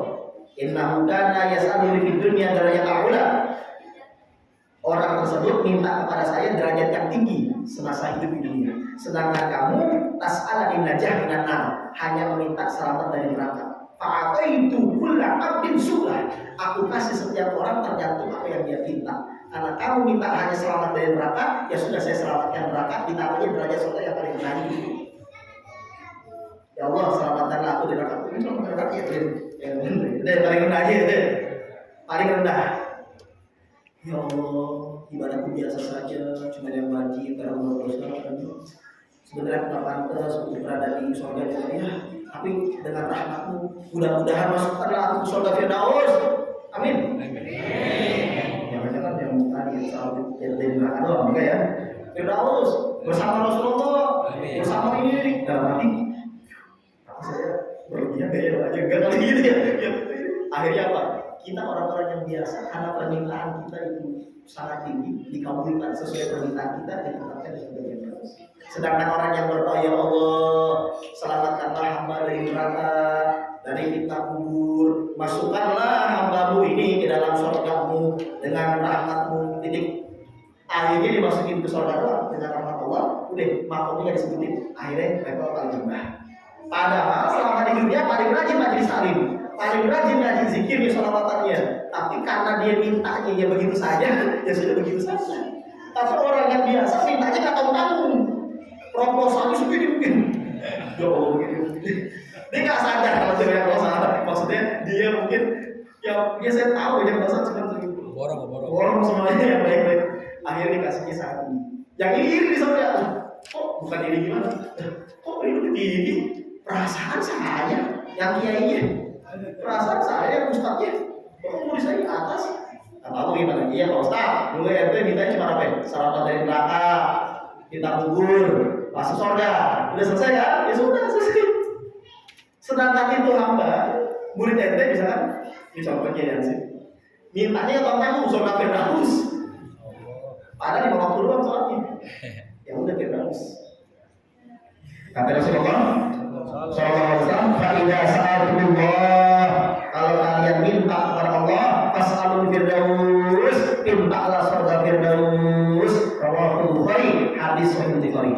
Fa'idha sa'atullah, kalau kalian minta kepada Allah berupa surga dan rahmatnya, fas'alul firdaus, mintalah kepada Allah surga Firdaus. Itu dibocorin sama Rasul. Jangan, ya Allah, aneh ini sampai yang ini surga ini kayak harus semangat hidup, nyerah duluan sebelum bertahun, rendah sekali himmahnya, semangatnya, permintaannya begitu. Kecuali ada minta kayak Kiki, minta rokok satu begitu misalkan. Karena kalau ada minta satu selop, mungkin nggak dikasih. Kalau manusia begitu, kalau Allah jangan, mintanya langsung, yang benar-benar, jangan yang kecil-kecil. Nah ya, kalau berkabul gimana? Ya Allah, masukin ke surga aja deh. Derajat berapa aja, dia gitu dong aja. Yang penting surga, yang penting ampunnya dosanya. Jangan begitu, jangan tahu. Ya Allah, masukkanlah aku dalam Firdaus bersama Nabi-Mu. Kalau bisa bertetangga sampai sebelahan rumah. Ya sekali itu permintaan aneh, tapi hari aja nggak jauh-jauh banget, beda 3 RT kita gitu. Ya bahasa kita begitu, karena kan di samping-samping Rasul kan berjubel juga para sahabat Nabi, wali kutub dan sebagainya. Ya kita minimal jangan jauh-jauh lah gitu, jangan jauh-jauh. Di zaman Nabi Isa alaihissalam, Ada orang mantan begal, asal ada orang lewat dibegal, duitnya diambil, barangnya diambil, dimutilasi bahasa kitanya misalnya. Preman, 40 tahun jadi preman. Bahasa hadisnya qati utorik, begal, bukan sarik. Kalau sarik itu judi biasa. Qati utorik begal. Arba'ina sanah, 40 tahun di zaman Nabi Isa. Nabi Isa sama sahabat sejatinya, satu orang Hawari lagi jalan. Satu orang sahabat di belakang, Nabi Isa di depannya. Namanya Hawariyun, cuma satu biji. Kalau Hawari banyak, kalau Hawari satu. Orang yang begal pengen ikut jalan doang, pengen ikut jalan, pengen ikut ngaji mungkin bahasa kitanya. Cuma merasa tidak pantas. Aduh, saya kan orang ini kan berdosa besar. Mantan begal 40 tahun. Saya pantas saya ngikutin, saya ikutin belakang aja deh. Ikut tuh Nabi Isa, orang Hawari, sama orang yang mantan begal 40 tahun di belakang aja. Sahabatnya Nabi Isa alaihissalam merasa ada yang ngikutin, pas dilihat ternyata mantan begal kan, dikebut sama jamaahnya Nabi Isa supaya Nabi Isa jalan, orang Hawari jalan di sampingnya berdampingan. Bahasanya Mas Duki sama Ustaz jalan berdampingan. Kenapa? Karena Mas Duki pas jalan ke belakang nggak boleh sama dia. Akhirnya orang yang mantan begal tertinggal, tapi di belakang sendirian Nabi Isa berjalan sangat terus. Allah wahyukan ke Nabi Isa, wahai Isa, mulai sekarang saya hapuskan keduanya. Maksudnya apa ya Allah? Saya hapuskan keduanya. Amal kebaikan sahabat kamu saya hapuskan karena ujungnya sombongnya, dan dosa yang di belakang kamu sekarang jadi Hawari sahabat sejatimu, dan dosa perbuatannya saya hapuskan. Akhirnya diusir oleh Nabi Isa. Lo pernah mundur belakang di mati depan. Itu posisi. Panjang nggak bisa dibaca semua, nggak cukup begitu ya satu. Panjang, saya tadi bilang sama istri ini dibaca di hadis semua. Panjang kan nih, kita kalau yang kami ngajinya pribadi aja. Jadi hadis Tutul dalam kitab Tutul ini ada Abu Thalib Al-Makki. Luar biasa ya. Pas lagi jalan, berdosa, cuma begitu doang. Saya hapuskan ibadah kamu. Karena dosa sombong kamu. Nah, maka kita tanpa sadar kalau ada, tapi nggak ada sih sama mudah-mudahan sih. Amin. Kalau ada ustaz nih, nanti nggak mau bertemu dengan orang berdosa, tapi misalkan contoh atau siapa yang syekh, tidak boleh dekat, ada kesenjangan perbedaan. Oh kita orang yang ini, kamu tidak boleh gabung sama kita. Masya Allah, itu detik itu juga saya yakin ibadahnya diudeskan terus, dihancurkan. Justru orang yang merasa hina di hadapan Allah karena dosanya diangkat derajat. Hanya ujian bagi orang ahli ibadah menjaga hatinya, jangan sampai ada unsur penghinaan di dalam kepada seorang mukmin. Sekalipun dia ahli kasyaf, sekalipun dia terbuka hatinya, tajam hatinya melihat sebagian dosa orang lain, tidak boleh memandang remeh. Itulah kenapa para wali minta kepada Allah agar ditutup penglihatannya. Kenapa? Supaya tidak ada unsur penyepelean. Takut kalau itu justru membawa kepada fitnah. Maksud bilangin? Kalau kita kan sebaliknya pengen tahu ayat orang lain, pengen tahu dosa orang. Nah, kalau mereka sebaliknya tidak pengen tahu dosa orang. Nah, baik. Para jamaah yang dirahmati oleh Allah Subhanahu wa taala.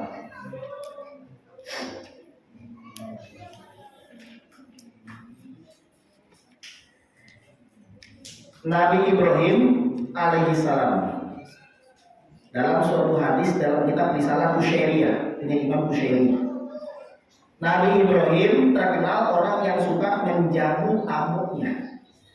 Bahkan beliau jalan 1 mil atau 2 mil, yaitu 1,6 kilo sampai 3,2 kilometer sekarang, kata Rasul. Nyari orang buat makan bareng. Suatu hari ada orang Majusi penyembah api, kata Rasul, main ke rumahnya Nabi Ibrahim, nggak tahu agamanya. Pas minta makan bilang seperti ini, wahai Nabi Ibrahim, saya orang Majusi. Kaget, wah, terus ngapain? Penyembah api, bukan Allah, bukan tauhid Islam, bukan. Minta makan, minta berteduh di rumahmu sebentar. Enggak, kata Nabi Ibrahim. Enggak. Aslamta, kalau kamu masuk Islam, Arfatuka, saya akan jamu kamu sebagai tamu. Famarrol Majusi, orang penyembah api ini jalan karena nggak mau masuk tidak mau masuk Islam karena dia cuma minta makan. Kata Nabi Ibrahim, kalau masuk Islam ente ada kasih makan. Kalau nggak masuk Islam nggak mau kami. Jalan tuh orang Majusi. Ya udah deh, nggak ada yang maaf jalan. Ditegur oleh Allah Nabi Ibrahim. Ya Ibrahim, wahai Ibrahim alaihissalam, lam tu'imhu, kau tidak mau kasih dia makan, illa bitaghyiri dinihi, kecuali dengan syarat dia harus berubah agamanya. Wa nahnu min sab'ina sanah nut'imuhu, saya Allah Subhanahu wa taala 70 tahun, karena usianya 70 tahun, 70 tahun yang lalu sampai hari ini memberi dia makan. Ala kufrihi, padahal dia kafir. Falau adaftahu lailatan mada kana alaih. Kalau kau cuma kasih makan dia satu harinya, tidak ada artinya sama 70 tahunnya saya kasih makan dia. Kenapa hanya gara-gara beda agama kau tidak mau kasih makan dia? Sama Ibrahim udah nyusul. Rasa apa? Al-Majusi berjalan lari di belakangnya. Majusi sini. Para dah boleh, bawa kasih makan. Setelah makan nanya, Ibrahim mau nanya nih, nanya apa? Masalah, fima adalah apa sebabnya kau berubah pikiranmu? Saya diusir tadi dengan syarat masuk Islam, saya nggak tahu. Oh, udah jauh, angin gini. Apa sebabnya? Diceritain, azan darah diceritain. Begini saya ditegur sama Allah, 70 tahun hamba punya api, Majusi, saya kasih makan. Kamu satu hari doang. Kamu bilang begitu, Tuhan kamu ya, harga dari amini, harga dari amini. Seperti ini Tuhanmu melakukan dengan aku. Nah, alim alaiya Islam, ajarkan kepada Islam Islam. 7 tahun, 7 tahun, kasih makan aku. Masa kita satu hari doang tak puas? Itu Nabi Ibrahim. Jadi Allah saja baik kepada orang kafir, masa kepada orang Islam umatnya Rasul Allah tidak baik. Jangan kita kecewa kalau pernah melakukan dosa, masih banyak kesempatan. Yang salah, yang tidak mau berusaha menjadi baik.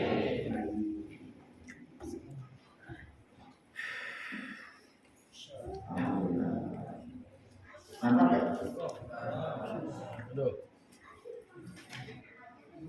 Belajarlah dari Abu Hurairah yang bernama asli Abdurrahman bin Sakhar. Abu Hurairah diajarin sama Ifrit, jin kafir, Ra'isul jin, rajanya jin, diajarin bacaan buat membunuh bangsa jin yang bandel, yaitu ayat kursi, sanadnya dari jin Ifrit. Pas nyuri jahat Baitul Malnya, sekali dilepasin, 2 kali dilepasin, 3 kali dilepasin, dan Rasul dia kalau dilepasin bakalan balik lagi, udah besok balik lagi. Nggak tega Abu Hurairah dilepasin lagi. Anakku lapar, dilepasin lagi dong, anakku lapar. Lepasin lagi, yang ketiga kali ini nggak bakalan saya lepasin, karena udah 3 kali. Tolong lepaskan saya akan ajarkan kepada kamu bacaan buat membunuh jin atau ngancurin jin yang bandel. Ayat kursi tidak akan diambil lagi makananmu, rumahmu gak masukkan. Dalil bahwa jin bisa ambil makanan. Dalil bahwa jin bisa ambil makanan. Makanya kalau di rumah kita, kata Rasul kan, malam-malam pas rapetin, kemudian kasur dibersihkan, jangan dipelek aja dong. Oh, jin juga ditutup, itu bisa pusing. Ya gitu, kalau kita tutup bismillah, meskipun bisa lewat bolong-bolongan jadi nggak bisa, jadi kayak ada pagar. Jangan kita pakai rumput. Jin itu energi seperti api. Api itu baru kelihatan wujudnya kalau kita membakar api. Jin pun demikian. Jin tidak bisa dilihat karena belum berubah menjadi apinya. Tapi sebenarnya bisa. Makanya jin itu ada, cuma tidak bisa kelihatan seperti api. Api kelihatan nggak sekarang? Enggak kelihatan. Tapi kalau dibakar ada? Ada. Karena jin terbuat dari api, jadi sifatnya seperti api. Tidak bisa kelihatan kecuali dibakar dulu. Artinya tidak bisa kelihatan kecuali dia berubah bentuk dulu. Dengan bantuan seperti apa namanya, itu dibakar. Jadi para jamaah yang dirahmati Allah, belajarlah dari kisahnya Abu Hurairah, Abdurrahman bin Sakhar, bahwa apa? Dia belajar bacaan ayat kursi, diajarkan oleh jin. Besoknya bilang, ya Rasulullah dilepasin lagi. Wah, dilepasin lagi. Tapi dia bilang apa? Begini, ayat kursi. Iya, dia pembohong, tapi yang ini benar. Belajarlah dari. Artinya apa? siapapun selama itu bagus yang disampaikan, bukan hanya saya Inggris ya. Mas Duki lagi disuruh ceramah gitu ya, Masya atau Allah. Ustaz Rifauli, atau Ustaz Tarseno, atau jangan di sini di majelis taklim yang lainnya. Jangan sekali-sekali terbesit dari hati kita. Misalkan ustaznya berhalangan, yang ada yang lain, atau ustaznya berhalangan, yang ada dan jangan sekali-sekali terbesit dalam hati kita terberita. Siapa ini? Saya nggak mau ada dari dia. Kalau yang ceramahnya Habib atau Syekh atau Ustaz ini atau yang mana saya mau. Tapi kalau yang ngecek-ngecek saya nggak mau sombong. Kalau kebenaran dari mana saja diterima, itulah kita harus belajar dari kisahnya Abu Hurairah dan jin itu. Selama yang mengajarinya, yang disampaikannya benar, maka harus diterima. Terima. Wallahu a'lam. Bisa. Ada manfaatnya tidak? Banyak. Ada. Tapi nggak lengkap. Nanti kalau di sini santri belajar mau satu jam. Ya. Nanti jamaah tanya Pak Santri ya. Karena yang saya ajarkan ke santri yang lengkap yang tadi cuma apa ya namanya comot-comot gitu karena nggak cukup waktunya. Tapi insya Allah meskipun singkat bisa dipahami. Bisa. Yang seriusnya Mas Santri, biar santri nyampaikan ke masyarakat lagi lewat tulisannya atau wallahu a'lam. Bisa. Ini banyak lagi nanti ya, yang lengkapnya. Baca. Allahumma sholli ala sayyidina Muhammadin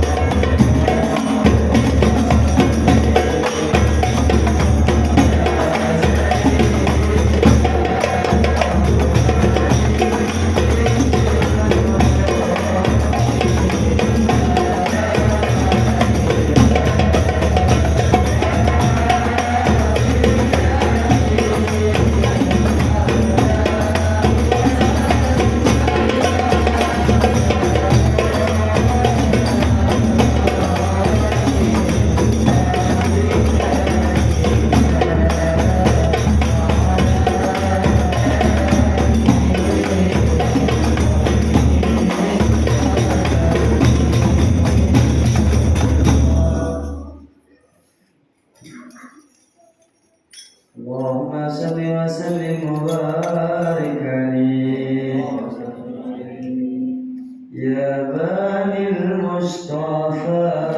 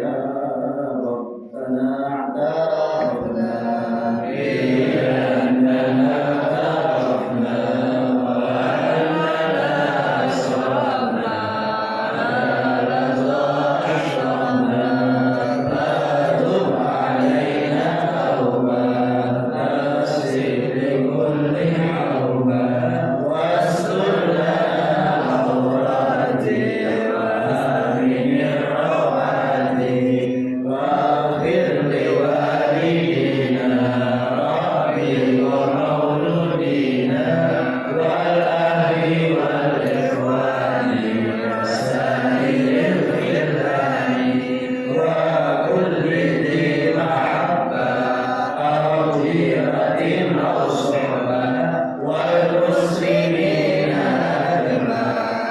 آمين ربي اسمع قدر وجودا منا لا اكتساب منا بالمصطفى رسولي أعظم كل سوري صلى وسلم ربي عليه عبد الحب وآله وصحبه عناية الشكر والحمد لله في الأهل والمال اللهم صل وسلم على سيدي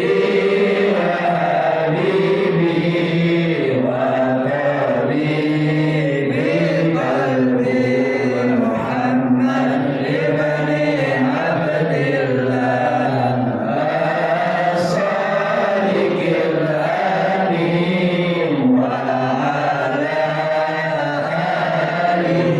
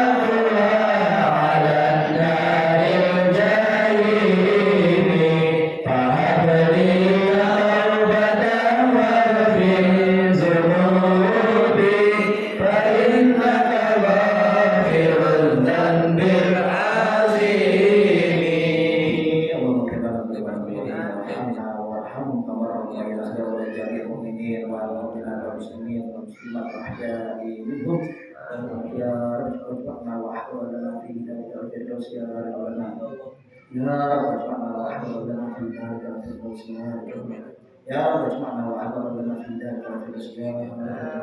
La haula wala quwwata illa billahi al-'aliyyil 'azhim. Rabbana tuzigh qulubana ba'da idh hadaytana wa hab lana min ladunka rahmatan innaka antal wahhab. Rabbana hab lana min azwajina wa dhurriyyatina qurrata a'yunin waj'alna lil muttaqina imama waj'alna lil muttaqina imama waj'alna lil muttaqina imama. Rabbana atina fid dunya hasanah wa fil akhirati hasanah wa qina adzabannar. Sallallahu ala sayyidina Muhammad wa alihi washabbihi wasallam. Subhana rabbika rabbil izzati amma yasifun wa salamun 'alal mursalin walhamdulillahi rabbil alamin. Informasi sedikit, mulai minggu depan insya Allah kita mulai pengajiannya jam 8:15 atau jam 18. Jadi tahunnya agak dimajukan dan salawatnya agak dimajukan agar selesainya tidak sampai setengah 11 sampai jam 10. Caranya seperti itu. Jadi para jemaah nanti lebih dipercepat dan sampai insya Allah ya. Mudah-mudahan mulai dari Rabu dan depan kita mulai tahunnya